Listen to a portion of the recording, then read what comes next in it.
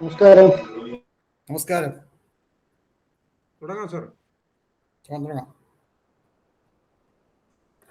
ഒരു പ്രാർത്ഥന കൂടി തുടങ്ങാം. അത് എഴുന്നേൽക്കാം.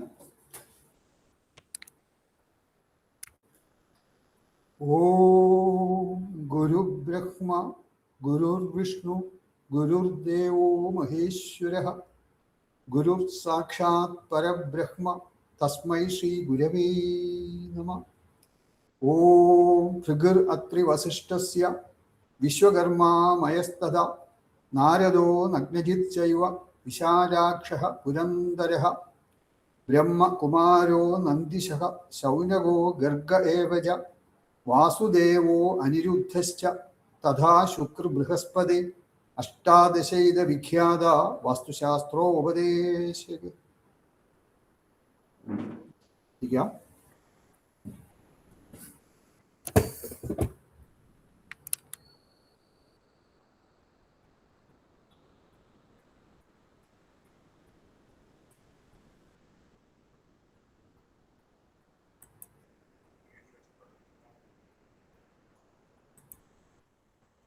എക്സാം 14/12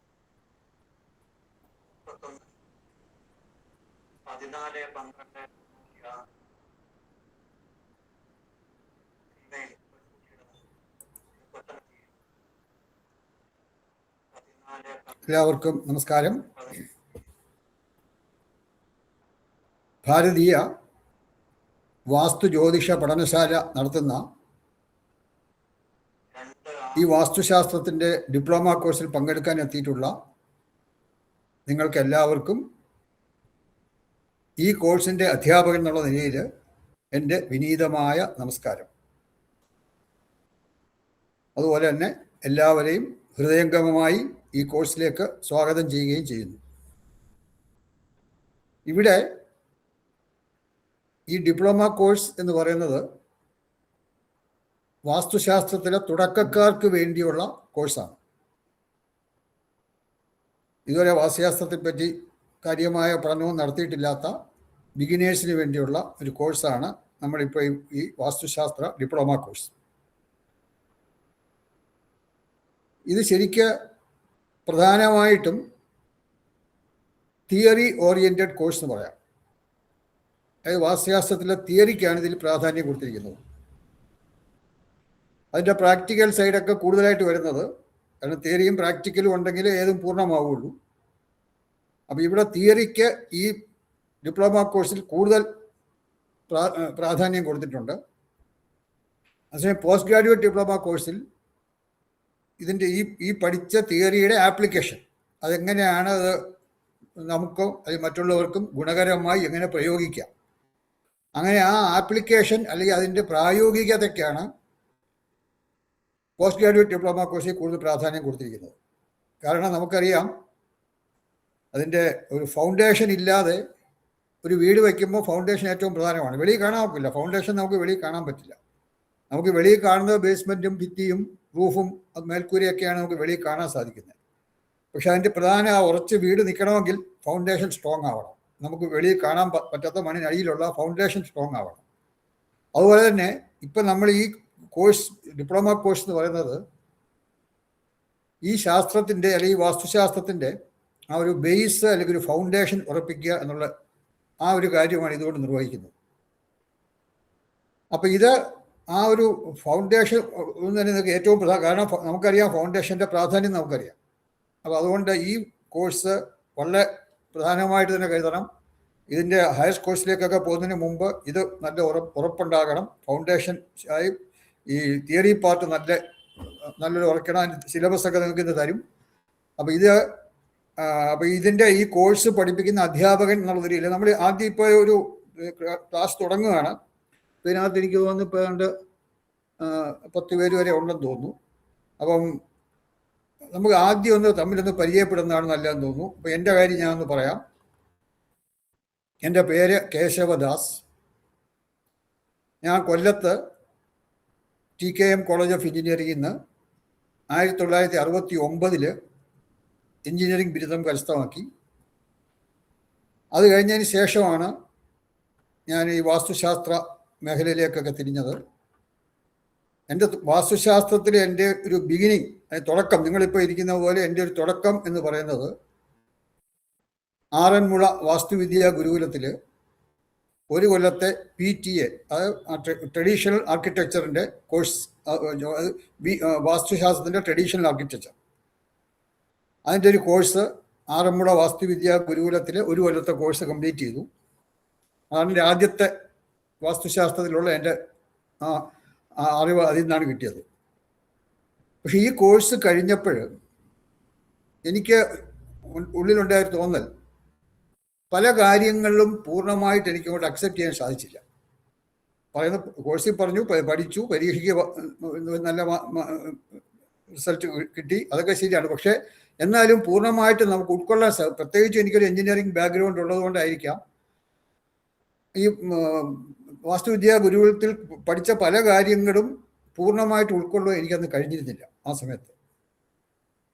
അതിൻ്റെ ഒരു കാരണം പറയുകയാണെങ്കിൽ, ഇപ്പോൾ നമ്മളൊരു വീടിൻ്റെ, നമ്മൾ അങ്ങോട്ട് പഠിക്കുന്ന കാര്യങ്ങളാണെങ്കിൽ ഞാൻ ജസ്റ്റ് ഒന്ന് സൂചനയായിട്ട് പറയുകയാണ്. ഒരു വീടിൻ്റെ ചുറ്റളവ് ഞാൻ നമുക്കറിയാം, വെളിയിലത്തെ ടോട്ടൽ നീളം എല്ലാം കൂടെ കൂട്ടുന്നതാണ് ചുറ്റളവ് എന്ന് പറയുന്നത്. അങ്ങനെ ഒരു വീടിൻ്റെ, അല്ലെങ്കിൽ ഏത് കെട്ടിടവും, വീട് തന്നെ വേണമെന്നില്ല, ഏത് കെട്ടിടത്തിൻ്റെ ആയാലും അതിൻ്റെ വെളിയിലത്തെ ചുറ്റളവ് കണ്ടുപിടിച്ചിട്ട് അതിൽ നിന്നും ചില കാൽക്കുലേറ്റ് ചെയ്ത് നമുക്ക് പല കാര്യങ്ങളും കാൽക്കുലേറ്റ് ചെയ്യാനുണ്ട്. അതൊക്കെ നമ്മൾ ഇനി പഠിക്കും. പക്ഷെ അതിനകത്ത് ഒരു ചെറിയ കാരണം, അതിൽ നിന്ന് കാൽക്കുലേറ്റ് ചെയ്യുന്ന രണ്ട് കാര്യങ്ങളാണ്. ഒന്ന് ആയം, വേറൊന്ന് വ്യയം. ആയം എന്ന് പറഞ്ഞാൽ നമ്മുടെ വരവുമായി ബന്ധപ്പെട്ടതാണ്, വ്യയം എന്ന് പറഞ്ഞാൽ നമ്മുടെ ചെലവുമായി ബന്ധപ്പെട്ടതാണ്. ഇതൊക്കെ എങ്ങനെയാണ് കണ്ടുപിടിക്കേണ്ടതൊക്കെ നമ്മൾ പിന്നെയും പഠിക്കും, അതിപ്പോൾ അതിലേക്ക് വരുന്നില്ല. അപ്പോൾ ഈ ആയവും വ്യയവും എന്ന് പറഞ്ഞാൽ ആയത്തേക്കാൾ കുറവായിരിക്കണം വ്യയം, കാരണം വരവിനേക്കാൾ കുറവായിരിക്കണം ചെലവ്. അപ്പം ആയത്തേക്കാൾ കുറവ് വ്യയമാകണം. ആയത്തേക്കാൾ കൂടുതൽ വ്യയം വന്നാൽ വ്യയാധിക ദോഷം എന്ന് പറയും. അപ്പം അങ്ങനെ വ്യയാധിക ദോഷമൊക്കെ ഉള്ളൊരു വീട്ടിൽ ആ വീടിൻ്റെ ആ ചുറ്റളവ് കുറച്ച് കൂട്ടുകയോ അല്ലെങ്കിൽ കുറച്ച് കുറയ്ക്കുകയൊക്കെ ചെയ്തു കഴിഞ്ഞാൽ എങ്ങനെ അത് എൻ്റെ വരവുമായിട്ട് അതിനെ എനിക്ക് ബന്ധിപ്പിക്കാൻ കഴിയും, അല്ലെങ്കിൽ എൻ്റെ വരവിനെ അതെങ്ങനെ സ്വാധീനിക്കും, അല്ലെങ്കിൽ എൻ്റെ ചെലവിനെ അതെങ്ങനെ സ്വാധീനിക്കും, ഇത് എനിക്ക് അന്ന് അത്ര ആലോചിച്ചിട്ടും അങ്ങോട്ട് എൻ്റെ ഉൾക്കൊള്ളാൻ സാധിച്ചില്ല. കാരണം ഇത് തമ്മിൽ എൻ്റെ യുക്തി കൊണ്ട്, എനിക്ക് നമ്മുടെയൊക്കെ യുക്തിക്ക് ഒരു അതിലുണ്ട്, ഒരു ലിമിറ്റുണ്ട്. ആ എൻ്റെ യുക്തിയുടെ ലിമിറ്റിനകത്ത് നിന്നിട്ട് ഞാൻ എത്ര ആലോചിച്ചിട്ടും ഈ ചുറ്റളവ് കുറച്ച് കൂട്ടുകയോ കുറയ്ക്കുകയോ ചെയ്താൽ അതെങ്ങനെ എൻ്റെ വരവിനെയോ ചെലവിനെയോ സ്വാധീനിക്കുന്നു എന്ന് എനിക്കങ്ങോട്ട് മനസ്സിലാക്കാൻ സാധിച്ചില്ല. അങ്ങനെ ആ ഒരു ഇത് ഉള്ളതുകൊണ്ട് ഞാൻ പിന്നീട് വീണ്ടും എൻ്റെ ഈ സ്റ്റഡി കുറച്ചുകൂടെ കണ്ടിന്യൂ ചെയ്തു. ചെന്നൈയിൽ ഇൻ്റർനാഷണൽ ഇൻസ്റ്റിറ്റ്യൂട്ട് ഓഫ് ഫെങ്ഷുയി വാസ്തു എന്നൊരു ഓർഗനൈസേഷൻ ഉണ്ട്. ഇന്നിപ്പോൾ ആ ഓർഗനൈസേഷൻ ഇന്നിപ്പം ഇല്ലാതെ അവർ അമേരിക്കയിലേക്ക് ഷിഫ്റ്റ് ചെയ്തിരിക്കുകയാണ് എൻ്റെ ക്ലാസ്സുകളൊക്കെ. അപ്പം ഇൻ്റർനാഷണൽ ഇൻസ്റ്റിറ്റ്യൂട്ട് ഓഫ് ഫെങ്ഷുയി വാസ്തു ചെന്നൈയിലെ ഓർഗനൈസേഷൻ. അപ്പോൾ അവിടെ പോയി ഞാൻ പക്ഷെ പഠിച്ചത് കുറച്ചുകൂടെ ഒരു മനസ്സിലാക്കാൻ വേണ്ടി ഞാനിവിടെ ചൈനീസ് വാസ്തുശാസ്ത്രമായ ഫെങ്ഷുയി, അതെല്ലാം കേട്ടിട്ടുണ്ടായിരിക്കാം ഫെങ്ഷുയി. അതുപോലെ തന്നെ ചൈനീസ് വാസ്തുശാസ്ത്രമായ ഫെങ്ഷുയിയും ഈ ഭാരതീയ വാസ്തുശാസ്ത്രം, ട്രഡീഷണൽ ഇന്ത്യൻ വാസ്തു, ഭാരതീയ ട്രഡീഷണൽ വാസ്തുവും അതുപോലെ തന്നെ ഫെങ്ഷുയിയും മറ്റു പല കാര്യങ്ങളും, അതിൻ്റെ ഡീറ്റെയിൽ പോകുന്നില്ല, മറ്റു പല കാര്യങ്ങളും എല്ലാം കൂടി വളരെ ഒരു സമന്വയിപ്പിച്ച് ഒരു ബ്യൂട്ടിഫുൾ കോമ്പിനേഷൻ, നമ്മുടെ സംയോജിത വാസ്തുശാസ്ത്രം അല്ലെങ്കിൽ ഇൻ്റഗ്രേറ്റഡ് വാസ്തു എന്ന് പറയും. അപ്പം ഈ ഫെങ്ഷുയിയും ഈ ഇൻ്റഗ്രേറ്റഡ് വാസ്തു അല്ലെങ്കിൽ സംയോജിത വാസ്തുശാസ്ത്രമാണ് ഞാൻ ഈ ചെന്നൈയിലുള്ള ആ കോഴ്സിൽ പഠിച്ചത്. അപ്പോൾ അതിൻ്റെ പഠിച്ചു കഴിഞ്ഞപ്പോഴത്തേക്ക് അതൊരു 1 year കോഴ്സായിരുന്നു. അത് അപ്പോൾ ഇനി കുറേ കൂടെ ഒരു വിശാലമായിട്ട് ചിന്തിക്കാനുള്ള ഈ വാസ്തുവിനെ പറ്റിയും എല്ലാം ഒന്ന് വിശാലമായിട്ട് ചിന്തിക്കാനുള്ള ഒരവസരം എനിക്ക് ലഭിച്ചത് കഴിഞ്ഞപ്പോൾ. ഇത് കഴിഞ്ഞിട്ട് പിന്നീട് ആ ചെന്നൈയിലെ കോഴ്സ് കഴിഞ്ഞതിന് ശേഷം ബാംഗ്ലൂരിൽ ശ്രീ രവിശങ്കർ അദ്ദേഹത്തിൻ്റെ ആശ്രമത്തിൽ അവിടെ വേദവിജ്ഞാൻ മഹാവിദ്യാപീഠ് എന്നൊരു സ്ഥാപനമുണ്ട്. വേദങ്ങളും ഉപനിഷത്തും അതുപോലെ പല കാര്യങ്ങളും, വാസ്തുശാസ്ത്രം, ജ്യോതിഷം, ഇങ്ങനെയുള്ള പല വിഷയങ്ങളും പഠിപ്പിക്കുന്ന, പ്രത്യേകിച്ചും ഭാരതീയ പൗരാണിക ശാസ്ത്രങ്ങൾ പഠിപ്പിക്കുന്ന ഒരു വേദവിജ്ഞാൻ മഹാവിദ്യാപീഠം എന്നൊരു സ്ഥാപനം ശ്രീ രവിശങ്കറിൻ്റെ കീഴിൽ ബാംഗ്ലൂർ ആശ്രമത്തിൽ നടക്കുന്നുണ്ട്.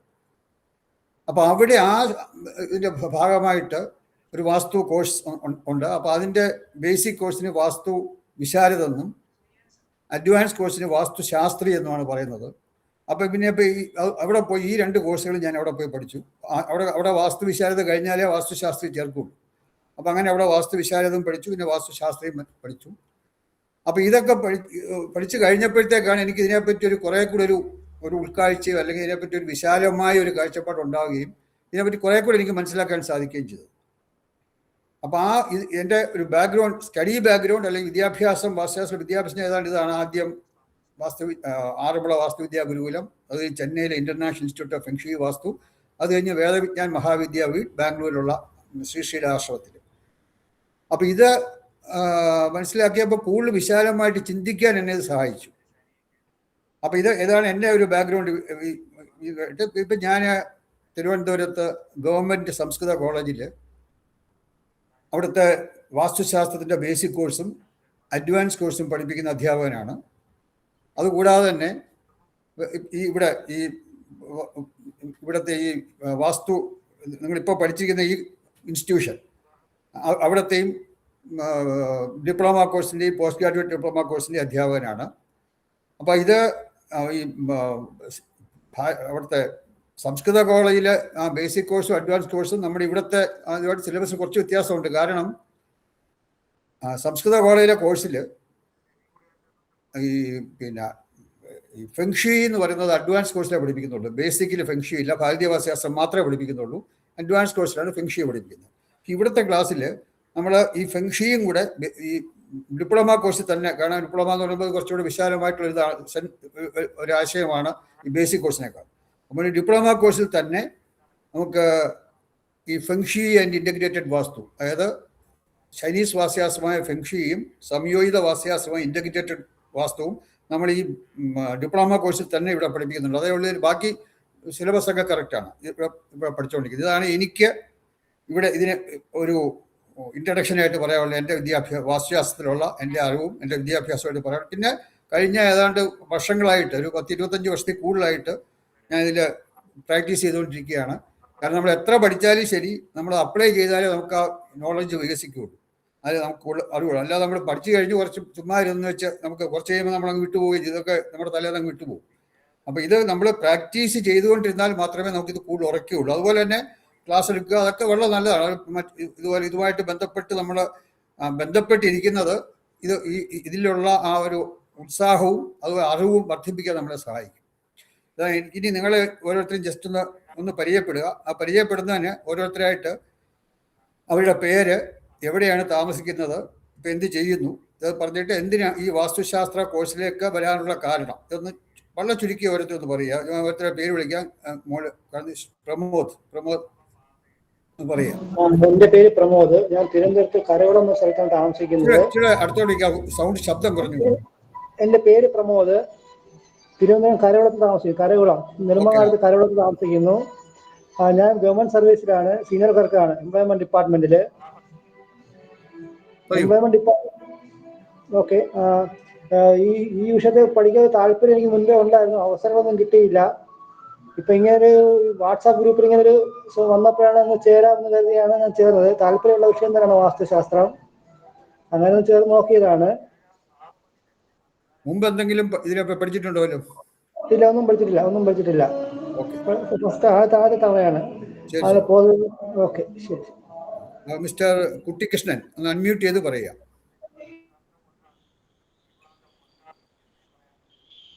എൻ്റെ പേര് കുട്ടിക്കൃഷ്ണൻ. ഞാൻ കോഴിക്കോട് സ്വദേശിയാണ്. ഞാൻ ഈ സ്ഥാപനത്തിലെ ഒരു ജ്യോതിഷ വിദ്യാർത്ഥി കൂടിയാണ്. KSRTC റിട്ടയർ ചെയ്ത് ഒരു വ്യക്തി കൂടിയാണ്. എനിക്ക് ഏറ്റവും ഇഷ്ടപ്പെട്ടൊരു വിഷയമാണ് വാസ്തുശാസ്ത്രം. അത് പഠിക്കാൻ ഇപ്പോഴാണ് എനിക്കൊരു സാഹചര്യം ഒരുങ്ങിയത്. അതും സാറിൻ്റെ കീഴിൽ പഠിക്കുക എന്ന് പറഞ്ഞാൽ ഒരു മഹാഭാഗ്യമായിട്ടാണ് കാണുന്നത്. ഓക്കെ. അടുത്ത മിസ് മീനാകുമാരി, അൺമ്യൂട്ട് ചെയ്ത് പറയുക. മ്യൂട്ടാണ്. മീനാകുമാരി ഉണ്ടോ? ഓക്കെ. പിന്നെ ദിബിൻ ദാസ് അൺമ്യൂട്ട് ചെയ്ത് പറയുക. നമസ്കാരം. പറയൂ. എൻ്റെ പേര് ദിബിൻ ദാസ് ആണ്. ഞാൻ എറണാകുളത്തുനിന്നാണ്. ഞാൻ എറണാകുളത്തുനിന്നാണോ? അതെ. ഓക്കെ. എനിക്ക് ഇതിനോട് താല്പര്യമുണ്ട്. ഞാൻ എൻ്റെ വീട് ഇത് ചെയ്യുന്ന സമയത്താണ് ഞാൻ ഇതിനെക്കുറിച്ച് കൂടുതലായിട്ട്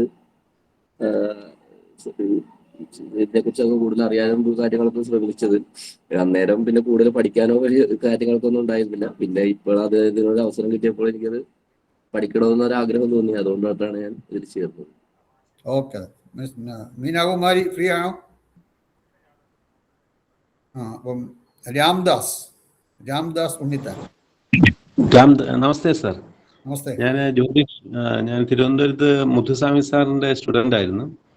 അദ്ദേഹം എത്തിയതിന് ശേഷം ഞാൻ വിദേശത്ത് പോയി 20 വർഷം കഴിഞ്ഞ് തിരിച്ചു വന്നായിരുന്നു. അന്ന് ശേഷം കാണിപ്പേര് സാറിൻ്റെ അടുത്ത് ജ്യോതിഷവും വാസ്തുവും പഠിച്ചു. വാസ്തു ഞാൻ കംപ്ലീറ്റ് ചെയ്തു. അത് എക്സാം ഒന്നും എഴുതാൻ പറ്റിയില്ല. ഞാൻ മേൽശാന്തിയും കൂടെയാണ് ഇപ്പം ക്ഷേത്രത്തിൻ്റെ. ഇപ്പം അസ്ട്രോളജറൂടെ ആണ്.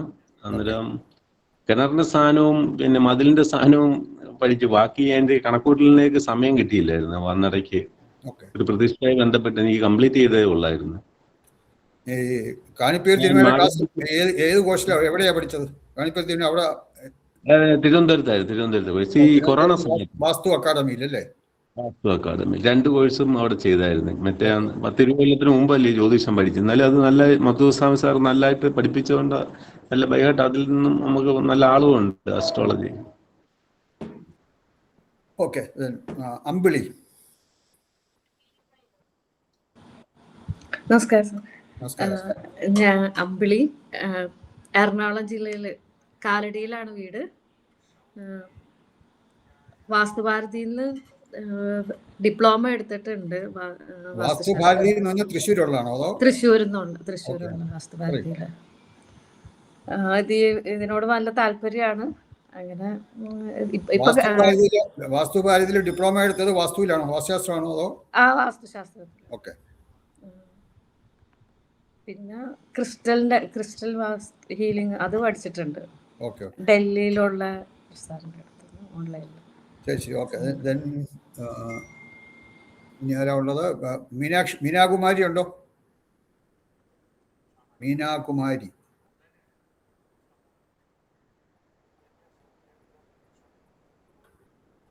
മീനാകുമാരി വന്നിട്ടില്ല. ഇല്ല, അൺമ്യൂട്ട് ചെയ്തിരിക്കുകയാണ്. മീനാകുമാരി മ്യൂട്ട് ചെയ്തിരിക്കുകയാണ് ഇപ്പോൾ. കേൾക്കാൻ വയ്യ കേട്ടോ. മീനാകുമാരി മ്യൂട്ട്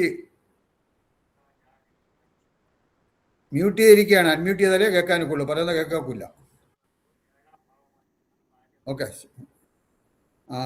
മിനി എസ് പറഞ്ഞില്ലല്ലോ അല്ലേ? മിനി എസ് അല്ല, ചിലപ്പം അറിയില്ലായിരിക്കും. ചിലപ്പോൾ പറയുന്ന കേൾക്കുന്നില്ല കേട്ടോ. മീനാകുമാരി പറയുന്ന കേൾക്കുന്നില്ല. മീനാകുമാരി പറയുന്ന കേൾക്കുന്നില്ല. മിനി എസ് പറഞ്ഞോളൂ.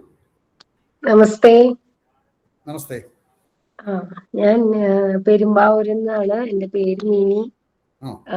ഞാൻ വാസ്തുശാസ്ത്രം നിശാന്ത് സാറിന്റെ അടുത്തുനിന്ന് വാസ്തുഭാരതിന്ന് പഠിച്ചിട്ടുണ്ട്. പക്ഷെ പ്രാക്ടീസ് ഒന്നും ചെയ്തിട്ടില്ല. പരീക്ഷയൊക്കെ പാസ്സായിന്നുള്ളൂ. അപ്പൊ അതിനെ കുറിച്ച് കൂടുതൽ അറിവ് നേടണം എന്നൊരാഗ്രഹം. ഇതിലെ ഈ അവിടെ പഠിച്ചല്ല വേറെ ഈ അവിടുത്തെ വാസ്തുഭാരതി പഠിച്ചല്ല മറ്റു വേറെ ഇതൊന്നും ഇല്ലല്ലോ? എക്സ്പീരിയൻസ് ആയിട്ടൊന്നും ഇല്ലല്ലോ? പ്രയർ എക്സ്പീരിയൻസ് ഇല്ല, അതല്ലാണ്ട് എക്സ്പീരിയൻസ് ഒന്നുമില്ല. ഞാൻ അങ്ങനെ പുറത്തു പോയി ഒന്നും ചെയ്തൊന്നുമില്ല. പിന്നെ എവിടെയെങ്കിലും ഒക്കെ പോകുമ്പോ ഇങ്ങനെ നമുക്ക് ശ്രദ്ധയിൽ പല കാര്യങ്ങളും വരും. ഇത് പഠിച്ചത് കൊണ്ട് കാണുമ്പോ നമുക്ക് മനസ്സിലാവും. പക്ഷെ ആരോടും പറയാറൊന്നുമില്ല, അറിയാൻ പറ്റൂലല്ലോ. വേറെ ആരെങ്കിലും ഇനി സംസാരിക്കാനുണ്ടോ? മീനാകുമാരി അൺമ്യൂട്ട് ചെയ്താലേ കേൾക്കാനൊക്കെ ഞങ്ങൾക്ക്. ഇപ്പൊ മ്യൂട്ട് ചെയ്തിരിക്കുകയാണ്. വേറെ ആരെങ്കിലും? PG ഡിപ്ലോമയാണോ ഇതാണോ എനിക്ക് സ്യൂട്ട് ആവണേന്ന് അറിയാനും കൂടി വേണ്ടിയാണ് ഞാൻ ഇതിന്റെ സിലബസ് ഒക്കെ അറിഞ്ഞ ശേഷം അത് തീരുമാനിക്കാം. ഇപ്പോ ഞാൻ പറയുന്നത് കേൾക്കാൻ പറ്റുന്നുണ്ടോ സാർ? ഇപ്പം കേൾക്കാം. അപ്പൊ അൺമ്യൂട്ട് ആയി. കുറെ സമയം കൊണ്ട് ഇത് പുതിയ ഫോണാ, അപ്പൊ എനിക്ക് ഇതിന്റെ സെറ്റിംഗ്സ് ഒന്നും കൂടുതൽ അറിയത്തില്ല, അതുകൊണ്ട് പറ്റിപ്പോയതാ. പറഞ്ഞോളൂ. ഞാന് തിരുമലയിൽ നിന്നാണ്. ഞാൻ വാസ്തുഭാരതിന്ന് ഡിപ്ലോമ കോഴ്സ് ചെയ്ത ആളാണ്. എക്സാം ആയിട്ടില്ല. പിന്നെ ഇതിനെ കുറിച്ച് കൂടുതൽ പഠിക്കണമെന്നും ഇതിൽ നിന്ന് ടച്ച് പോവാതെ തന്നെ മുന്നോട്ട് കൂടുതൽ പഠിച്ച് മുന്നോട്ട് പോകണമെന്ന് ആഗ്രഹം ഉള്ളത് കൊണ്ടാ ഞാൻ ഇതിലോട്ട് ചേർന്നത്. കാരണം നമുക്ക് സ്വന്തമായിട്ട് കുറച്ച് അനുഭവങ്ങളുണ്ട്. അപ്പൊ അതുകൊണ്ട് വാസ്തുശാസ്ത്രത്തെ കുറിച്ച് പഠിക്കണമെന്ന് തോന്നി. അങ്ങനെയാണ് നിഷാന്ത് സാറിന്റെ വാസ്തുഭാരതിയില് തൃശ്ശൂര് അതിൽ ചേർന്ന് പഠിച്ചത്. അപ്പൊ അതിന്റെ ഡിപ്ലോമയുടെ എക്സാം ആയിട്ടില്ല. അപ്പൊ അതിൽ നിന്നൊരു ടച്ച് വിട്ടു പോവാതെ ഇരിക്കാൻ വേണ്ടിട്ട് കുറച്ചുകൂടെ നമുക്ക് ഇതിൽ തന്നെ ഉറച്ച് നിൽക്കാൻ വേണ്ടിട്ടാണ് ഈ കോഴ്സിലോട്ട്. വേറെ ഇതൊന്നും ഇല്ല. ഈ വാസ്തുവുമായിട്ട് ബന്ധപ്പെട്ടോ ജ്യോതിഷമായിട്ട് ബന്ധപ്പെട്ടോ വേറുള്ള കാര്യങ്ങളൊന്നും ഇല്ല. ഇനി മറ്റാരെങ്കിലും പറയാത്തവരുണ്ടോ?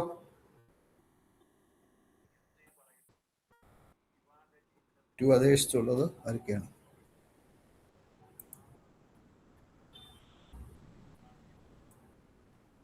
അമ്പിളി പറഞ്ഞു, ഡിവിൻദാസ് പറഞ്ഞു, മീനാകുമാരി പറഞ്ഞു, മിനി എസ്, കുട്ടികൃഷ്ണൻ, പ്രമോദ് എസ് പറഞ്ഞില്ലെന്ന് തോന്നുന്നു. പ്രമോദ് അൺമ്യൂട്ട് ചെയ്ത പേര് ഓക്കെ. രാജേഷ് അശോകൻ പറഞ്ഞായിരുന്നു. രാജേഷ് അശോകൻ അൺമ്യൂട്ട് ചെയ്ത് നേരത്തെ പറഞ്ഞിരുന്നോ? ഹലോ, രാംദാസ് ഉണ്ണിത്താൻ പറഞ്ഞു. രാജേഷ് അശോകൻ പറഞ്ഞോളൂ. ഹലോ, പറഞ്ഞോളൂ. ഞാൻ PG ഡിപ്ലോമയിൽ കയറിയിട്ടുണ്ട്. രാജേഷ്, ആ ക്യാമറ ഒന്ന് ഓൺ ചെയ്തിട്ട് പറയും. കയറി അന്ന് പറഞ്ഞതായിരുന്നു കൊടക്കാനോട് അശോകൻ. ഓക്കെ, കേട്ടില്ല. ഹലോ സാറേ, ക്യാമറ ഓൺ ചെയ്തിട്ട് പറഞ്ഞോളൂ. ക്ലിയർ അല്ല. ഹലോ, ക്യാമറ ഓൺ ചെയ്യാൻ പറ്റില്ല, പറഞ്ഞോളൂ.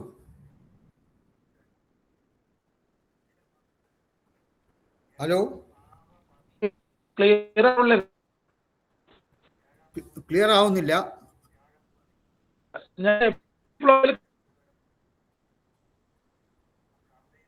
ശരി, ഓക്കെ, പിന്നീട് ആകാം, പോയാം.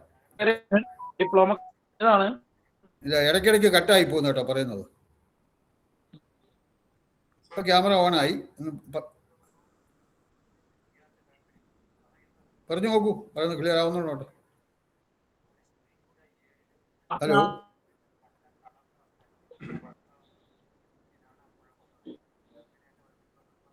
ക്യാമറ ഓണായി, പക്ഷെ പറയുന്നുണ്ടോ? കേൾക്കുന്നില്ല. ഓക്കെ, പിന്നെ അതിൻ്റെ എന്തോ ട്രാൻസ്ഫർ ഇതിൻ്റെ നെറ്റിന് എന്തോ പ്രശ്നം കാണും, അതുകൊണ്ട് പറയുന്നത് ശരി കേൾക്കുന്നില്ല. സാരമില്ല. ഓക്കെ, അപ്പോൾ ഇപ്പോൾ ഇവിടെ സാരമില്ല, ഓക്കെ. അപ്പോൾ ഇവിടെ കുറച്ച് പേര് നേരത്തെ വേറെ ചില കോഴ്സുകളിലൊക്കെ പഠിച്ചവരും ഫ്രഷായിട്ട് ഇത് പഠിക്കുന്നവരും ഒക്കെ ഇവിടെ ഉണ്ട്. അപ്പോൾ ഇതിന് നമുക്ക് ഇതിൻ്റെ എന്തൊക്കെയാണ് നമ്മളിവിടെ പഠിക്കാൻ ഉദ്ദേശിക്കുന്നത്, ഇതിൻ്റെ കാര്യങ്ങളൊക്കെ നമ്മളൊന്ന് അറിഞ്ഞിരിക്കണം. അപ്പോൾ അതിന് പിന്നെ ഇത് ഷെയർ ചെയ്യാം.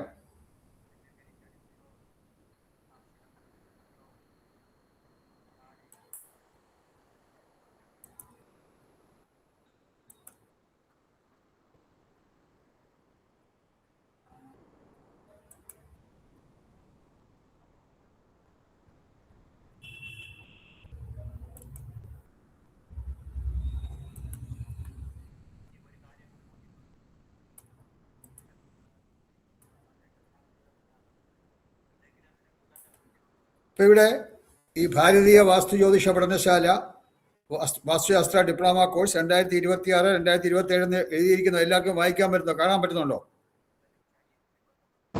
പറ്റുന്നുണ്ട് സർ. കാരണം ഇത് ഞാൻ ചിലപ്പോൾ ക്ലാസ് റൂമിൽ നിങ്ങൾക്ക് ഇത് കിട്ടുന്നില്ല എന്നുണ്ടെങ്കിൽ ചിലപ്പോൾ അങ്ങനെ എന്തെങ്കിലും നെറ്റിൻ്റെ പ്രശ്നമൊക്കെ ഉണ്ടെങ്കിൽ കിട്ടാതെ വരും. അപ്പം അങ്ങനെ വരുന്നുണ്ടെങ്കിൽ പിന്നെ അതിനെപ്പറ്റി പിന്നീട് പറയാം. അപ്പം നമ്മൾ ഇതിൻ്റെ ഒരു ഇൻട്രഡക്ഷൻ പറയാം, ഈ ക്ലാസ്സിനെ പറ്റി ഇൻട്രഡക്ഷൻ. അത് കഴിഞ്ഞ് നിങ്ങൾക്ക് എൻ്റെ സിലബസ് തരും, നോക്കാം.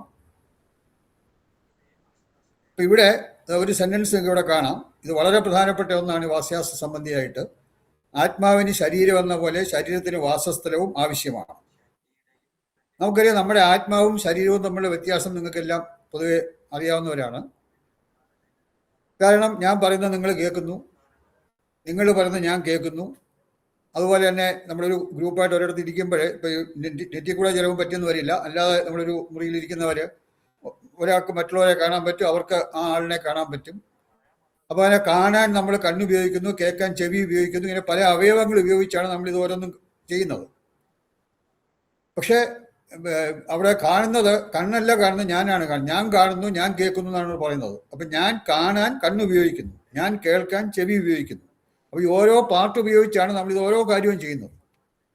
അപ്പോൾ ഇവിടെ ഇപ്പം നമ്മളൊരു മരിച്ചു കിടക്കുന്ന ഒരു ശരീരം, ഒരു ജീവിച്ചിരിക്കുന്ന മനുഷ്യൻ, ഇവ തമ്മിലൊരു വ്യത്യാസം എന്ന് പറഞ്ഞാൽ ആ മരിച്ചു കിടക്കുന്ന ആ ശരീരത്തിനും കണ്ണുണ്ട്, ചെവിയുണ്ട്, മൂക്കുണ്ട്, ഇതെല്ലാം അവയവങ്ങളും ഉണ്ട്. പക്ഷെ അതിന് കാണാൻ സാധിക്കുന്നില്ല, കേൾക്കാൻ സാധിക്കുന്നില്ല, ഒരു തടിക്കഷ്ണം കിടക്കുന്ന പോലെയുണ്ട്. അപ്പൊ അവിടെ എന്തുകൊണ്ടാണ് ആ ആത്മാവ് എന്ന് പറയുന്നത് ആ ശരീരത്തെ വിട്ടുപോയി? ശരീരത്തിൽ നിന്ന് ആത്മാവ് വിട്ടുപോയി കഴിഞ്ഞാൽ പിന്നെ ആ ശരീരത്തിന് യാതൊരു ഒന്ന് കേൾക്കാനോ ഒന്നും ഒക്കില്ല, അവയവങ്ങളെല്ലാം ഉണ്ടെങ്കിലും ഒരു പ്രവൃത്തിയും ചെയ്യാൻ പറ്റില്ല. അപ്പൊ ഇങ്ങനെ നമ്മളുടെ ശരീരത്തിൽ നമുക്ക് ഓരോരുത്തർക്കും ശരീരമുണ്ട്, നമ്മുടെ ഉള്ളിലൊരു ശക്തി, ഒരു ഡിവൈൻ ഫോഴ്സ്, അതാണ് ആത്മാവെന്ന് പറയുന്നത്. ആ ഡിവൈൻ ഫോഴ്സ്, ഒരു ദൈവീക ശക്തി നമ്മുടെ എല്ലാം ഉള്ളിലുണ്ട്. ആ ശക്തി നമ്മളെ വിട്ട് പോകുമ്പോഴാണ് നമ്മൾ മരിച്ചു എന്നുള്ള ആ ഒരു സ്റ്റേജിലേക്ക് വരുന്നത്. അപ്പൊ ആത്മാവും ശരീരവും അത്രമാത്രം ബന്ധപ്പെട്ട്, കാരണം ഒരു ആത്മാവിന് നിലനിൽക്കണമെങ്കിൽ ശരീരം വേണം. ശരീരത്തിന് എന്തെങ്കിലും ചൈതന്യം വേണമെങ്കിൽ, എന്തെങ്കിലും കാണാനോ കേൾക്കാനോ ഒക്കെ വേണമെങ്കിൽ ആത്മാവ് വേണം. തമ്മിൽ അത്രത്തോളം ബന്ധപ്പെട്ട് കിടക്കുന്ന രണ്ട് കാര്യങ്ങളാണ് ആത്മാവും ശരീരവും. അതുപോലെ ഒരു വീടിനുമുണ്ട് ആത്മാവും ശരീരവും. വീടിന്റെ ശരീരം എന്ന് പറഞ്ഞാൽ നമുക്കറിയാം, ഇപ്പോൾ ഫൗണ്ടേഷൻ, ബേസ്മെന്റ്, ഭിത്തി, റൂഫായി കാണുന്ന ജനല്, കതക്, ഇങ്ങനെയുള്ള എല്ലാം വീടിന്റെ ശരീരവുമായി ബന്ധപ്പെട്ടിരിക്കുന്നു. വീടിന് ഒരു ആത്മാവുണ്ട്, ഒരു എനർജി ഉണ്ട്, ഒരു ഊർജമുണ്ട്.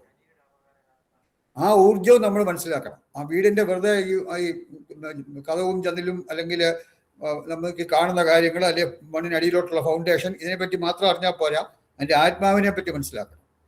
നമ്മൾ സാധാരണയായിട്ട് ഇപ്പോൾ ഏതെങ്കിലും ഒരു എഞ്ചിനീയറിംഗ് കോളേജിലോ അല്ലെങ്കിൽ ആർക്കിടെക്റ്റ് ആയിട്ടോ ഒക്കെ പഠിക്കുമ്പോൾ ഈ ശരീരത്തെ പറ്റി മാത്രമേ പഠിക്കുന്നുള്ളൂ, വീടിൻ്റെ ആത്മാവിനെ പറ്റി അവിടെ പഠിപ്പിക്കുന്നില്ല. അവിടെ ശരീരം മാത്രം, ഫൗണ്ടേഷനും ബേസ്മെന്റും റൂഫും അതൊക്കെ വളരെ വിശദമായി പഠിപ്പിക്കും.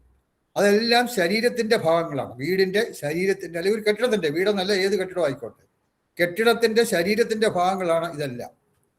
പക്ഷെ ആത്മാവിനെ പറ്റി പഠിപ്പിക്കുവാൻ ഈ മോഡേൺ സയൻസിന്, അല്ലെങ്കിൽ മോഡേൺ എഞ്ചിനീയറിംഗ് ആയാലും ആർക്കിടെക്ചർ ആയാലും ഏതിനായാലും ആത്മാവിനെ പറ്റി പഠിപ്പിക്കാൻ അറിയില്ല, കാരണം അവർ പഠിച്ചിട്ടില്ല. വാസ്തുശാസ്ത്രത്തിൽ ശരീരം മാത്രമല്ല, ഓരോ കെട്ടിടത്തിൻ്റെയും ആത്മാവിനെ പറ്റി നമ്മൾ പഠിക്കണം. ഒരാത്മാവ് എന്ന് പറഞ്ഞു കഴിഞ്ഞാൽ അവിടെ പല കാര്യങ്ങളുണ്ട്. ഇപ്പം അഷ്ടദിക്പാലകർ, വാസ്തുപുരുഷൻ എന്നൊക്കെ പറഞ്ഞ് പല ഇത് വരുന്നുണ്ട്. അതിൽ ഏറ്റവും പ്രധാനപ്പെട്ട വാസ്തുപുരുഷൻ. ഈ വാസ്തുപുരുഷൻ എന്നുള്ള സങ്കല്പം എന്താണ് നമ്മളൊന്ന് ജസ്റ്റ് ഒന്ന് അറിഞ്ഞിരിക്കണം. അത് പിന്നീട് അതിനെപ്പറ്റി കൂടുതൽ വിശദമായിട്ട് വരും. നമ്മളെ വാസ്തുപുരുഷനെ പറ്റി കൂടുതൽ വിശദമായിട്ട് പിന്നീട് പഠിക്കും. വാസ്തുപുരുഷൻ എന്ന് പറയുന്നത് നമുക്ക് വളരെയധികം പല തരത്തിലുള്ള ഊർജങ്ങൾ നമ്മുടെ ചുറ്റുമുണ്ട്. ഇപ്പൊ നമുക്കറിയാം, വടക്ക് നിന്ന് തെക്കോട്ട് വരുന്ന കാന്തിക ഊർജം അല്ലെങ്കിൽ മാഗ്നറ്റിക് എനർജി, എപ്പോഴും വടക്ക് ദിശയിൽ നിന്ന് തെക്ക് ദിശയിലേക്ക് ഇങ്ങനെ പ്രവഹിച്ചുകൊണ്ടിരിക്കുന്ന, നിരന്തരമായിട്ട് പ്രവഹിച്ചുകൊണ്ടിരിക്കുന്ന, ഒട്ടും അത് കൂടുകയോ കുറയോ ഒന്നുമില്ല, ഒരേ ഡയറക്ഷനിൽ, ഒരു ഡയറക്ഷൻ മാറില്ല, എപ്പോഴും വടക്കുന്ന തെക്കോട്ട് തന്നെയാണ് അത് ഇങ്ങനെ ഒഴുകിക്കൊണ്ടിരിക്കുന്നത്. ആ ഒഴുകിക്കൊണ്ടിരിക്കുന്ന കാന്തിക ഊർജം അല്ലെങ്കിൽ മാഗ്നറ്റിക് എനർജി, അത് ഒരു എനർജിയാണ്. കിഴക്കുന്ന പടിഞ്ഞാറോട്ട് എപ്പോഴും അങ്ങനെയല്ല. അത് ഭൂമി ഇങ്ങനെ കറങ്ങിക്കൊണ്ടിരിക്കുന്നത് കൊണ്ട് സൂര്യനിൽ നിന്ന് വരുന്ന ആ പ്രകാശം നമ്മുടെ പല ഭാഗങ്ങളിൽ വരും. നമ്മുടെ വടക്ക് കിഴക്കും വടക്കും തെക്കും എല്ലാം ഈ സൂര്യനിൽ നിന്നുള്ള പ്രകാശം വരും. അത് വരുന്നത് ഭൂമി കറങ്ങിക്കൊണ്ടിരിക്കുമ്പോൾ ഓരോ സമയത്തുമുള്ള ഓരോ ഭാഗത്തായിരിക്കും ഈ സൂര്യന്റെ രശ്മി വരുന്നത്. അത് മാത്രമല്ല, ഇപ്പൊ രാവിലെ നമുക്ക് ഇവിടെ തന്നെ അറിയാം, രാവിലെയോ അല്ലെങ്കിൽ രാത്രിയിലോ ഉള്ള സൂര്യന്റെ ചൂടും നട്ടുച്ചയ്ക്കുള്ള സൂര്യന്റെ ചൂടുമായിട്ട് വ്യത്യാസമുണ്ട്. അപ്പോൾ സോളാർ എനർജി പലപ്പോഴും അതിൻ്റെ ഡയറക്ഷനും മാറും, പല ഭാഗത്തു നിന്നാണ് വരുന്നത്. അതുപോലെ തന്നെ അതിൻ്റെ കാഠിന്യം അല്ലെങ്കിൽ അതിൻ്റെ മാഗ്നിറ്റ്യൂഡ് എന്ന് പറയാം, അതിൻ്റെ അളവും മാറും. ഒരേ അളവിലല്ല എപ്പോഴും നമുക്ക് കിട്ടുന്നത്. അപ്പോൾ ആ പല പല ഊർജ്ജങ്ങൾ ഇങ്ങനെ നമുക്കിവിടെ വന്നുകൊണ്ടിരിക്കുമ്പോൾ ഈ ഊർജ്ജങ്ങളുടെ എല്ലാം ഒരു റിസൾട്ടൻ്റ് എനർജി ഉണ്ട്. റിസൾട്ടൻ്റ് എനർജി എന്ന് പറയാൻ നമുക്കറിയാം, ഇപ്പോൾ രണ്ട് എനർജി ഒരേപോലത്തെ രണ്ട് എനർജി എതിരെ വരികയാണെങ്കിൽ, ഒരു എനർജി ഇടത്തുനിന്ന് വലത്തോട്ടും വേറൊന്ന് വലത്തുനിന്ന് ഇടത്തോട്ടും, അല്ലെങ്കിൽ കിഴക്കുന്ന് പടിഞ്ഞാറോട്ടും പടിഞ്ഞാറുനിന്ന് കിഴക്കോട്ടും എഗൻസ്റ്റ് ആയിട്ട് രണ്ട് ഈക്വൽ ആയിട്ട് ഓപ്പോസിറ്റ് എനർജി വന്നാൽ അതിൻ്റെ റിസൾട്ടൻ്റ് 0 ആവും. അപ്പോൾ അങ്ങനെ അതിൻ്റെ ഡയറക്ഷനൊക്കെ വെച്ച് ഫിസിക്സൊക്കെ പഠിച്ചവർക്ക് അത് കൂടുതലായിട്ട് അറിയാം. രണ്ട് എനർജിയുടെ റിസൾട്ടൻ്റ് എനർജി എങ്ങനെ കാണാം. പിന്നെ വാസ്തുശാസ്ത്രത്തിൽ 53 വിവിധ തരത്തിലുള്ള ഊർജ്ജമുണ്ട്. അതിനെപ്പറ്റി വാസ്തുശാസ്ത്രത്തിൽ പറയുന്നുണ്ട്. 53 തരം ഊർജ്ജത്തെ പറ്റി പറയുന്നുണ്ട്. അത് ചില ഊർജ്ജങ്ങൾക്കൊക്കെ നമുക്ക് ഗുണകരമായ ഊർജ്ജമാണ്, ചില ഊർജ്ജങ്ങളൊക്കെ നമുക്ക് ദോഷകരമായ ഊർജ്ജമുണ്ട്. ഈ ഗുണകരമായ ഊർജ്ജങ്ങൾക്ക് വാസ്തുശാസ്ത്രത്തിൽ ചില ദൈവങ്ങളുടെ പേര്, ഗുണകരമായ ഊർജ്ജങ്ങൾക്കൊക്കെ ദൈവങ്ങളുടെ പേരായിട്ടേക്കുന്നത്.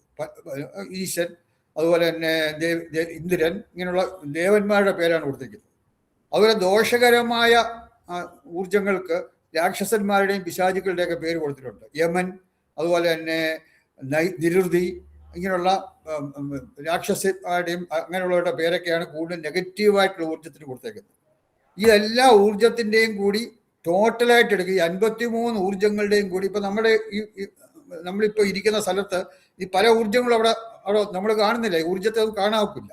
ഊർജ്ജത്തെ ഫീൽ ചെയ്യാൻ പറ്റും, നമുക്ക് അനുഭവിക്കാൻ പറ്റും. പക്ഷെ നമുക്ക് ഈ ഊർജ്ജത്തെ, എനർജിയെ നമുക്ക് കാണാക്കില്ല.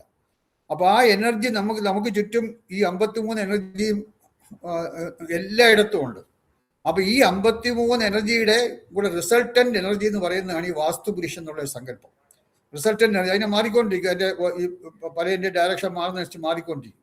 അതിൻ്റെ ഒരു ചെറിയൊരു ഇത് ഞാൻ ഇവിടെ കാണിച്ചില്ല. ജസ്റ്റ് ഒരു കൂടുതൽ ഡീറ്റെയിലായിട്ട് നിങ്ങൾക്ക് മനസ്സിലാക്കേണ്ടത് പിന്നെ പഠിക്കേണ്ടി വരും. എന്നാലും ചെറിയൊരു ഇത് ഞാനൊരു ഡയഗ്രത്തിൽ കൂടെ ഒന്ന് കാണിക്കാൻ ശ്രമിക്കാം, നിങ്ങൾക്ക് അത് ഒരു ചെറിയ മനസ്സിലാകാൻ വേണ്ടി. ഇപ്പം നോക്ക്, ഇതൊരു റെക്റ്റാങ്കിൾ നിങ്ങൾക്ക് ഇവിടെ മുകളിൽ കാണാം, ഒരു ദീർഘചതുരം ആയിട്ട് കാണാം. അത് എന്തോ ആയിക്കോട്ടെ, ഒരു വീടായിക്കോട്ടെ, അല്ലെങ്കിൽ ഒരു പുരയിടം ആയിക്കോട്ടെ, ഒരു വാസ്തു ആയിക്കോട്ടെ, എന്തോ ആയിക്കോട്ടെ, ഒരു വീടായിട്ട് തന്നെ കൺസിഡർ. നമുക്ക് ഇതൊരു വീടാണെന്ന് വിചാരിക്കാം. ആ വീടിന് 4 വശങ്ങളുണ്ട് നമുക്കറിയാം. ഈ ദിശകൾ വളരെ പ്രധാനമാണ് വാസ്തുശാസ്ത്രത്തിൽ. കിഴക്ക്, പടിഞ്ഞാറ്, വടക്ക്, തെക്ക്. ഇപ്പം നോക്ക്, ഇവിടെ അപ്പം മുകളിൽ ഞാൻ ഈസ്റ്റ് എന്ന് ഇവിടെ എഴുതിയിരിക്കുന്നത് കാണാമെന്ന് വിചാരിക്കുന്നു. മുകളിൽ വശം ഈസ്റ്റ് ആണ്. അതുപോലെ സൗത്ത്, വെസ്റ്റ്, നോർത്ത്, കിഴക്ക്, തെക്ക്, പടിഞ്ഞാറ്, വടക്ക്, 4 ദിശകൾ. ഈ 4 ദിശകൾ കൂടുതൽ നമുക്ക് വളരെയധികം ഊർജ്ജം നമുക്ക് ഈ 4 ദിശകൾ കിട്ടും. അതിനെപ്പറ്റി കൂടുതൽ ഡീറ്റെയിൽ ആയിട്ട് നമുക്ക് പിന്നെ പഠിക്കണം. അതുകൂടാതെ ഓരോ മൂലകളിൽ നിന്നും, ഇപ്പം തെക്കും കിഴക്കും കൂടെ ചേർന്ന് വരുന്ന മൂലയാണ് സൗത്ത് ഈസ്റ്റ്. അതുകൊണ്ട് അവിടെ സൗത്ത് ഈസ്റ്റ് കിട്ടും. അത് തെക്കും കിഴക്കും കൂടെ ചേർന്ന് വരുന്ന, അല്ലെങ്കിൽ രണ്ടും കൂടെ മീറ്റ് ചെയ്യുന്ന ആ മൂലയ്ക്കാണ് സൗത്ത് ഈസ്റ്റ് എന്ന് പറയും. തെക്കും പടിഞ്ഞാറും കൂടെ ചേർന്ന് വരുന്ന മൂലയ്ക്ക് സൗത്ത് വെസ്റ്റ് എന്ന് പറയും. പടിഞ്ഞാറും വടക്കും കൂടെ ചേർന്ന് വരുന്ന മൂലയ്ക്ക് വടക്ക് പടിഞ്ഞാറ് അല്ലെങ്കിൽ നോർത്ത് വെസ്റ്റ് എന്ന് പറയും. വടക്കും കിഴക്കും കൂടെ ചേർന്ന് വരുന്നത് വടക്ക് കിഴക്ക് അല്ലെങ്കിൽ നോർത്ത് ഈസ്റ്റ് എന്ന് പറയും. ഇനിയിപ്പോൾ ഞാൻ പറയുന്നതൊന്ന് സിലബസുമായിട്ട് ബന്ധപ്പെട്ടല്ല, സിലബസ് തരും. അപ്പോൾ ഇത് ഞങ്ങൾക്ക് ഒരു ഐഡിയ ഉണ്ടാകാൻ വേണ്ടി ഞാൻ പറയുന്നതാണെന്ന് മാത്രമേ ഉള്ളൂ. അപ്പോൾ ഇങ്ങനെയുള്ള വിവിധ ദിശകൾ നമ്മുടെ ചുറ്റുമുണ്ട്. ആ ദിശകളിൽ നിന്നൊക്കെ നമുക്ക് ഗുണകരവും ദോഷകരവുമായിട്ടുള്ള പല വിധത്തിലുള്ള ഊർജങ്ങൾ നമുക്ക് വന്നുകൊണ്ടിരിക്കുകയാണ്. ഈ ഊർജങ്ങളുടെ റിസൾട്ടൻ്റ് ഫോഴ്സാണ്, അല്ലെങ്കിൽ അതിൻ്റെ ടോട്ടലായിട്ടുള്ളൊരു ഫോഴ്സാണ് ഈ വാസ്തുപുരുഷൻ എന്നുള്ള ഒരു സങ്കല്പം വരുന്നത്. ഇപ്പം ഇവിടെ നോക്കുക, ഇവിടെ നമുക്ക് പിന്നെ വടക്കുന്ന തെക്കോട്ട് ഒരു ആരോ നമുക്ക് വന്നിരിക്കുന്നു. ആ ആരോ അത് മാഗ്നറ്റിക് എനർജിയാണ്, അതായത് കാന്തിക ഊർജ്ജം ആയിട്ട് സങ്കല്പിക്കുക. കാന്തിക ഊർജ്ജം എപ്പോഴും വടക്കുന്ന തെക്കോട്ട് മാത്രമേ ഉള്ളൂ, വേറെ ഒരു ഡയറക്ഷനിലും ഇല്ല. അതായത് ഇവിടെ ഇത് കാന്തിക ഊർജ്ജം വടക്കുന്ന, മാഗ്നറ്റിക് എനർജി, ഇംഗ്ലീഷിൽ അതിന് മാഗ്നറ്റിക് എനർജി അല്ലെങ്കിൽ കാന്തിക ഊർജ്ജം വടക്കുന്ന തെക്കോട്ട് ഇങ്ങനെ നിരന്തരമായിട്ട് പ്രവഹിച്ചുകൊണ്ടിരിക്കുകയാണ്. അപ്പൊ ഈ കാന്തിക ഊർജ്ജത്തിനെ, അതേസമയം നമ്മൾ ഈ 53 തരം ഊർജ്ജങ്ങൾ നമ്മൾ ഇപ്പോൾ ഇവിടെ കൺസിഡർ ചെയ്യുന്നില്ല. നമ്മൾ 2 ഊർജ്ജങ്ങൾ നമ്മൾ എടുക്കുക. ഒന്ന് ഈ കാന്തിക ഊർജ്ജം, മറ്റേത് സൗരോർജ്ജം, അല്ലെങ്കിൽ സൂര്യനിൽ നിന്നും വരുന്ന ഊർജ്ജം. ഈ സൂര്യനിൽ നിന്നും വരുന്ന ഊർജ്ജം നമുക്ക് ഏതാണ്ട് രാവിലെ ഇവിടെ നോക്കുക 3 to 6, അതായത് വെളുപ്പിന് 3 മണി മുതൽ ഉദ്ദേശം ഒരു 6 മണി വരെ നോർത്ത് ഈസ്റ്റിൽ നിന്നാണ് അത് വരുന്നത്. ആ ഊർജ്ജം നമുക്ക് കിട്ടുന്നത്. അതുപോലെ അപ്പം നോക്കുക, പിന്നെ അത് 6 മണി മുതൽ ഒരു 9 മണി വരെ കിഴക്ക് നിന്നാണ് ആ ഊർജ്ജം വരുന്നത്. കാരണം ഭൂമി ഇങ്ങനെ കറങ്ങിക്കൊണ്ടിരിക്കുമ്പോൾ ഈ മാറി മാറി വരുന്നു. അതുപോലെ പിന്നെ തെക്ക് കിഴക്ക് വരുന്നത് 9 മുതൽ 12 വരെ തെക്ക് കിഴക്ക് നിന്നാണ് ആ ഊർജ്ജം വരുന്നത്. അതുപോലെ ഉച്ച സമയത്ത്, അതായത് 12 മുതൽ 3 വരെ, ആ ഉച്ച കഴിപ്പിച്ചുള്ള ഉച്ചയ്ക്ക് 12 മുതൽ ഉച്ച കഴിഞ്ഞ് 3 മണി വരെ ആ ഊർജ്ജം നമുക്ക് വരുന്നത് തെക്ക് നിന്നാണ്, 12 മുതൽ 3 വരെ. വീണ്ടും ഉച്ച കഴിഞ്ഞ് 3 മണി മുതൽ സന്ധ്യയ്ക്ക് ഒരു 6 മണി വരെ സൗത്ത് വെസ്റ്റ് നിന്നാണ്. ഓരോന്നും 3 മണിക്കൂറാണ്. ഇതിൻ്റെ ഓരോ തെക്ക് പടിഞ്ഞാറെന്ന് അല്ലെങ്കിൽ കന്നിമൂല എന്ന് പറയുന്ന തെക്ക് പടിഞ്ഞാറെന്നാണ് വരുന്നത്. പടിഞ്ഞാറെന്ന് 6 to 9, സന്ധ്യയ്ക്ക് 6 മുതൽ രാത്രി 9 വരെ പടിഞ്ഞാറെന്നാണ്. ഇപ്പം നമുക്ക് വന്നുകൊണ്ടിരിക്കുന്ന പടിഞ്ഞാറെന്നാണ്. പിന്നെ നോർത്ത് വെസ്റ്റ്, അതായത് 9 മുതൽ 12 വരെ, രാത്രി 9 മുതൽ അർദ്ധരാത്രി 12 വരെ വടക്ക് പടിഞ്ഞാറ് അല്ലെങ്കിൽ വായുമൂല എന്ന് പറയുന്ന വടക്ക് പടിഞ്ഞാറെന്നാണ്. പിന്നീട് 12 മുതൽ 3 വരെ വീണ്ടും വടക്കുന്ന തെക്കോട്ട് വരും. ഇത് ഞാനിപ്പം കൂടുതൽ ഇതൊക്കെ ഇതിനെപ്പറ്റി കൂടുതൽ പഠിക്കാനുണ്ട്. നിത്യവാസ്തു, സ്ഥിരവാസ്തു, ചരവാസ്തു എന്നൊക്കെ പറഞ്ഞ് പഠിക്കാനുണ്ട്. അപ്പോൾ ഇതിനെപ്പറ്റി കൂടുതൽ ഡീറ്റെയിൽ ആയിട്ട് പഠിക്കാം. ഇപ്പോൾ ഒരു ഐഡിയ കിട്ടാൻ വേണ്ടി ഇപ്പോൾ ഇവിടെ നോക്കി, ഈ കാന്തിക ഊർജ്ജം വടക്കുന്ന തെക്കോട്ട് വരുന്നു. ഈ നോർത്ത് ഈസ്റ്റ് എന്ന് വരുന്ന ഊർജ്ജം നോക്കി ഒരു ആരോ കാണുന്നു. അപ്പോൾ അതിങ്ങനെ നോർത്ത് ഈസ്റ്റ് എന്ന് വരുന്നു. അപ്പോൾ ഇതിന് രണ്ടിൻ്റെയും ഡയറക്ഷൻ ഏതാണ്ട് തുല്യമാണ്. രണ്ടും വടക്കുന്ന തെക്കോട്ട് പോകുന്ന പോലെയാണ്. അതുപോലെ രാത്രി 9 to 12 എന്ന് വരുന്ന ഊർജ്ജം നോക്കുക. ഇതും ഈ 3 ഊർജ്ജവും ഏതാണ്ട് ഒരേ ഡയറക്ഷനിലാണ്. അതേസമയം രാത്രി 9 മുതൽ 12 വരെ, അല്ല രാവിലെ 9 മുതൽ 12 വരെ സൗത്ത് ഈസ്റ്റ് നോക്കുക, തെക്ക് കിഴക്ക്. രാവിലെ 9 മുതൽ 12 വരെ അവിടുന്ന് വരുന്ന ഊർജ്ജം നേരെ ഓപ്പോസിറ്റ് ഡയറക്ഷനാണ്. വൈകിട്ട് അതായത് 3 മുതൽ 6 വരെ തെക്ക് പടിഞ്ഞാറ് അവിടെ നിന്ന് വരുന്ന ഊർജ്ജം അതും ഏതാണ്ട് ഇതിൻ്റെ ഓപ്പോസിറ്റ് ഡയറക്ഷനാണ്. ഉച്ച സമയത്ത് നേരെ തെക്കുന്ന വടക്കോട്ടാണ് ഈ വാസ്തുപുരുഷന്റെ ഇത് വരുന്നത്, ഈ റിസൾട്ടന്റ് ഫോഴ്സ് വരുന്നത്. ഇങ്ങനെ വരുമ്പോൾ നമുക്കറിയാം ഈ ഊർജ്ജങ്ങൾ തമ്മിൽ ഇപ്പോൾ ഒരു ക്ലാഷ്. ഉച്ച സമയത്ത് നോക്കുക, 12-നും 3-നും ഇടയ്ക്കുള്ള സമയം നോക്കുക. മറ്റേത് എപ്പോഴും ഒരുപോലെയാണ്. കാന്തിക ഊർജ്ജത്തിന് ഒരു വ്യത്യാസമില്ല. 24 മണിക്കൂറും എന്ത് മഴയായാലും.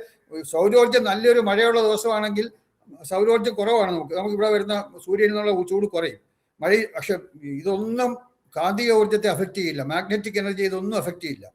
24 മണിക്കൂറും ഒരേ അളവിൽ ഇങ്ങനെ ഒഴുകിക്കൊണ്ടിരിക്കുന്ന ഒന്നാണ് ഈ കാന്തിക ഊർജ്ജം. അപ്പം ഇത് വരുമ്പോൾ ഇപ്പം രാത്രി നമ്മൾ ഉച്ചയ്ക്ക് 12 മുതൽ 3 മണി വരെ സൗത്ത് എന്ന് പറഞ്ഞ ഭാഗത്ത് തെക്ക് വശത്ത് നോക്കുക. അപ്പോൾ ഇവിടെ രണ്ടും കൂടെ ഏതാണ്ട് ഈക്വലായിട്ട് വരുന്നു. അതായത് കാന്തിക ഊർജ്ജവും സൗരോർജ്ജവും ഒന്നിൻ്റെ അഗൻസ്റ്റായിട്ട് മറ്റേത് വരുന്നു. അപ്പോൾ അവിടെ ആ ഊർജ്ജത്തിന് അങ്ങനെ വരുമ്പോൾ നേരെ എതിരെ 2 ഊർജ്ജങ്ങൾ വരുമ്പോഴത്തേക്ക് അത് ഇല്ലാതാവും. അപ്പം അങ്ങനെ വരുമ്പോൾ അതിനാണ് നമ്മൾ സാധാരണ ഈ തെക്കുന്ന് വരുന്നത് നമ്മൾ യമൻ അല്ലെങ്കിൽ മരണവുമായിട്ട് ബന്ധപ്പെടുന്നത്. ഇപ്പം തെക്ക് വശത്ത് വരുന്ന വടക്ക്, കിഴക്ക്, തെക്ക്, പടിഞ്ഞാറ് എന്നീ 4 ദിക്കുകളിൽ നിന്നും പ്രസരിക്കുന്ന പ്രപഞ്ചശക്തിയെ അതിന് പിന്നീട് പോക്കാം, ഇവിടെ നോക്കാം. അപ്പം ഈ തെക്കുന്ന് വടക്കോട്ട് വരുന്ന ഊർജ്ജവും വടക്കുന്ന് തെക്കോട്ട് വരുന്ന മെയിൻ ഊർജ്ജങ്ങൾ തമ്മിൽ അവിടെ ഒരു ക്ലാഷ് വരികയാണ്. അപ്പോൾ ആ സമയത്ത് ആ ക്ലാഷ് കൊണ്ട് ഒരു വലിയ എനർജി ഡിസ്റ്റോർഷൻ ഒക്കെ ഉണ്ടാവും. അപ്പോൾ അങ്ങനെ വന്ന് ഈ എനർജി ഇല്ലാതാകും. അപ്പോൾ അതിനാണ് നമ്മൾ പിന്നെ ജൈവോർജ്ജം എന്ന് പറയുന്നത്. ഈ കാന്തിക ഊർജ്ജത്തിന് വേറൊരു പേരാണ് ജൈവോർജ്ജം, സൗരോർജ്ജത്തിന് വേറൊരു പേരാണ് പ്രാണിക് ഊർജ്ജം. ഈ ജൈവ വിത്തൗട്ട് ഇതിനെ ഇല്ലാതാക്കുമ്പോഴത്തേക്ക് നമുക്ക് നാശവും മരണവും എല്ലാം വരുന്ന ഈ ഉച്ചയ്ക്ക് 12 മുതൽ 3 മണി 2 എഗൻസ്റ്റായിട്ട് വരുമ്പോഴാണ്. അപ്പം ഇതൊക്കെ ഇങ്ങനെയുള്ള ഊർജ്ജങ്ങളെ പറ്റിയുള്ള ഒരു പഠനമാണ്. ഇപ്പം ഈ ആയി പറഞ്ഞാൽ നിങ്ങൾക്ക് മനസ്സിലാവുമെന്ന് ഞാൻ വിചാരിക്കുന്നില്ല. ഇത് ഒരു ഐഡിയ കിട്ടാൻ വേണ്ടി ഈ ഊർജ്ജങ്ങളെ പറ്റിയൊരു പഠനമാണ് പ്രധാനമായിട്ടും ഈ വാസ്തുശാസ്ത്രത്തിൽ വരുന്നത്. ഈ ഊർജ്ജത്തെ പറ്റി നമ്മൾ കൂടുതലായിട്ടുണ്ട് ഈ ഊർജ്ജങ്ങളെ പറ്റി മനസ്സിലാക്കി അതിനനുസരിച്ച് നമ്മുടെ വീടുകളെയും അല്ലെങ്കിൽ നമ്മുടെ താമസ സ്ഥലത്തെ എല്ലാം എങ്ങനെ ചെയ്യണമെന്ന് നമുക്ക് നമ്മുടെ പിന്നെ ഋഷീശ്വരന്മാർ നമുക്ക് തന്നിട്ടുണ്ട്. നമ്മളിപ്പോൾ ആദ്യം ഒരു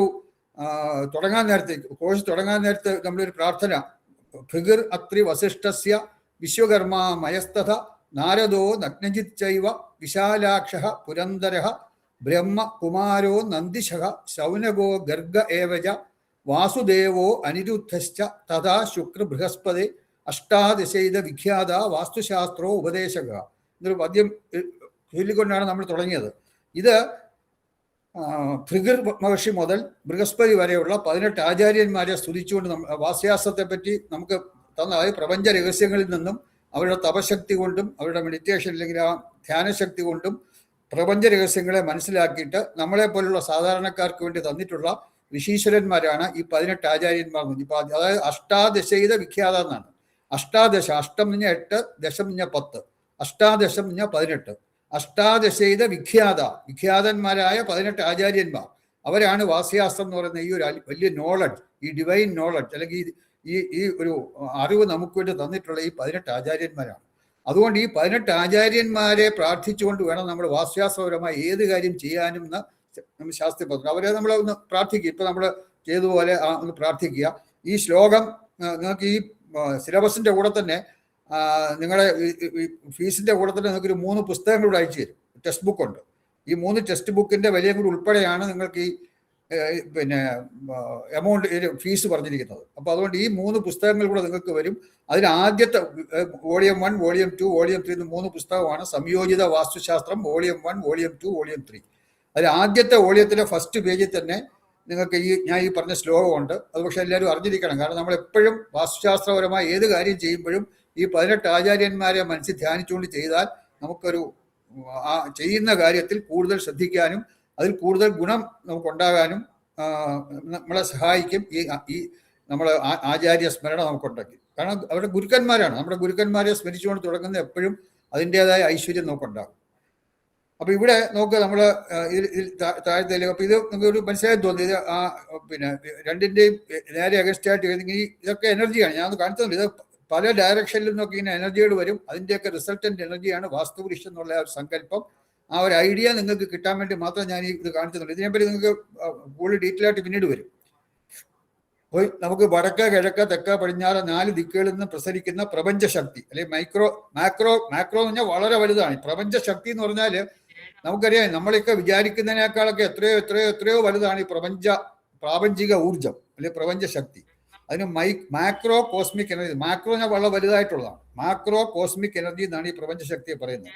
അതും നമ്മുടെയൊക്കെ മനുഷ്യശക്തി, നമ്മുടെ ശക്തി അത് മൈക്രോ ഞാൻ വളരെ ചെറുത്. നമുക്ക് ഓരോരുത്തരുടെയും ശക്തി എന്ന് പറഞ്ഞാൽ പ്രപഞ്ചശക്തിയുമായിട്ട് താരതമ്യപ്പെടുത്തുമ്പോൾ നമ്മുടെ ശക്തി വളരെ ചെറുതാണ്.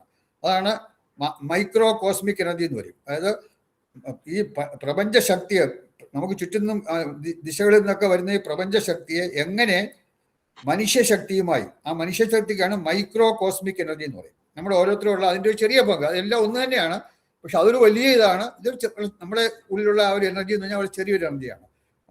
അതപ്പോൾ ആ ഒരു മൈക്രോ കോസ്മിക് എനർജിയുമായി സമന്വയിപ്പിച്ച് മനുഷ്യർക്ക് പ്രയോജനപ്പെടുത്താമെന്ന് വാസ്തുശാസ്ത്രം കാണിച്ചിരുന്നു. അപ്പോൾ ഈ പ്രപഞ്ചം മുഴുവൻ നിറഞ്ഞു നിൽക്കുന്ന മാക്രോ കോസ്മിക് എനർജിയും നമ്മളുടെ ഓരോരുത്തരുടെയും ഉള്ള മൈക്രോ കോസ്മിക് ചെറിയ ആ ഒരു എനർജിയും തമ്മിൽ എങ്ങനെ അതിനെ സമന്വയിപ്പിച്ച് നമുക്ക് ആരോഗ്യപരമായിട്ടും സാമ്പത്തികപരമായും ഐശ്വര്യമായിട്ടും അതുപോലെ തന്നെ നമുക്ക് പിന്നെ റിലേഷൻഷിപ്പ്, വീട്ടിലുള്ളവർ തമ്മിലുള്ള ബന്ധം, ഇതെല്ലാം എങ്ങനെ മെച്ചപ്പെടുത്താം, ഇതെല്ലാം സമന്വയിച്ച് എങ്ങനെ മനുഷ്യർക്കുള്ള വിവിധ കാര്യങ്ങളിൽ പ്രയോജനപ്പെടുത്താമെന്ന് വാസ്തുശാസ്ത്രം നമ്മളെ കാണിച്ചു തരുന്നു. ഇത് വളരെ പ്രധാനപ്പെട്ട ഒരു ഇതാണ് വാസ്തുശാസ്ത്രത്തിന്റെ ഒരു ഇത് കഴിഞ്ഞത്. ജസ്റ്റ് അവർ ഐഡിയ മനസ്സിലായത്, ഇത് പഠിക്കാന്നുള്ളത് ഐഡിയ മനസ്സിൽ വെച്ചേക്കുക.